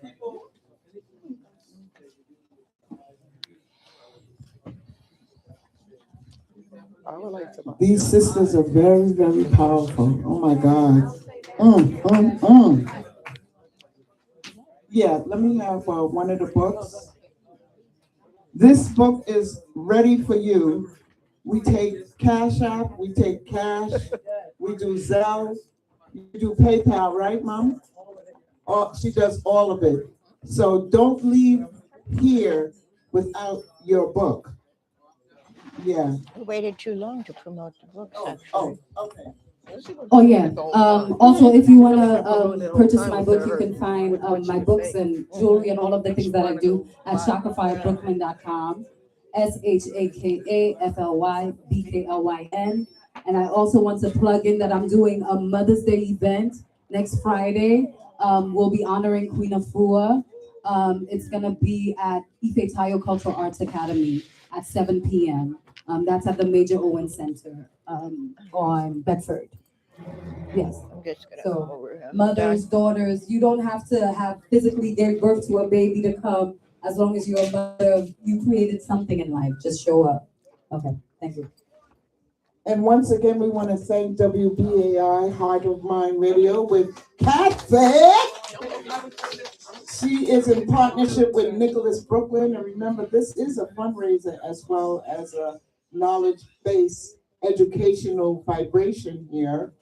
And like I said, we had an initial donation of $20 to support the fundraiser. But if you feel inclined to give more, see Monique at the register. And we thank you very, very much. And please big up DJ Hassan on the ones and twos. Big up Drop Squad Kitchen. Big up all the panelists here, including myself. And do you have any closing remarks before we decide to exit this space? Just one, just to remind everybody that's here. I don't want to forget my And food. panelists to, I'm always saying this, to tap into the goddess within you. And that's how you can find the answers, tapping into the God that's within you. Amen. Amen. Ashe. Drop it. DJ Hassan, drop the music. I know you. You ready? Yes. I live you. I know you. Yes. Give thanks. Give thanks. I see you. I miss you every single time. It's like the first time I came out in years. Yeah. And then I was like, I was still finding my memory. But this time I got my eye on you. My eye on you this time. I was like, research, that's my alley. I'm up the alley. Yeah, I'm putting together a Google Doc with a lot of my old, I have books going back, you know. What is this event you talking? What is the event? Big up to Hank Rising Sun. Thank you. Who had the panelists on his wonderful. Well, it's not really my card. It's an event I'm doing. Yes. But if you want to sign my mail list, yeah.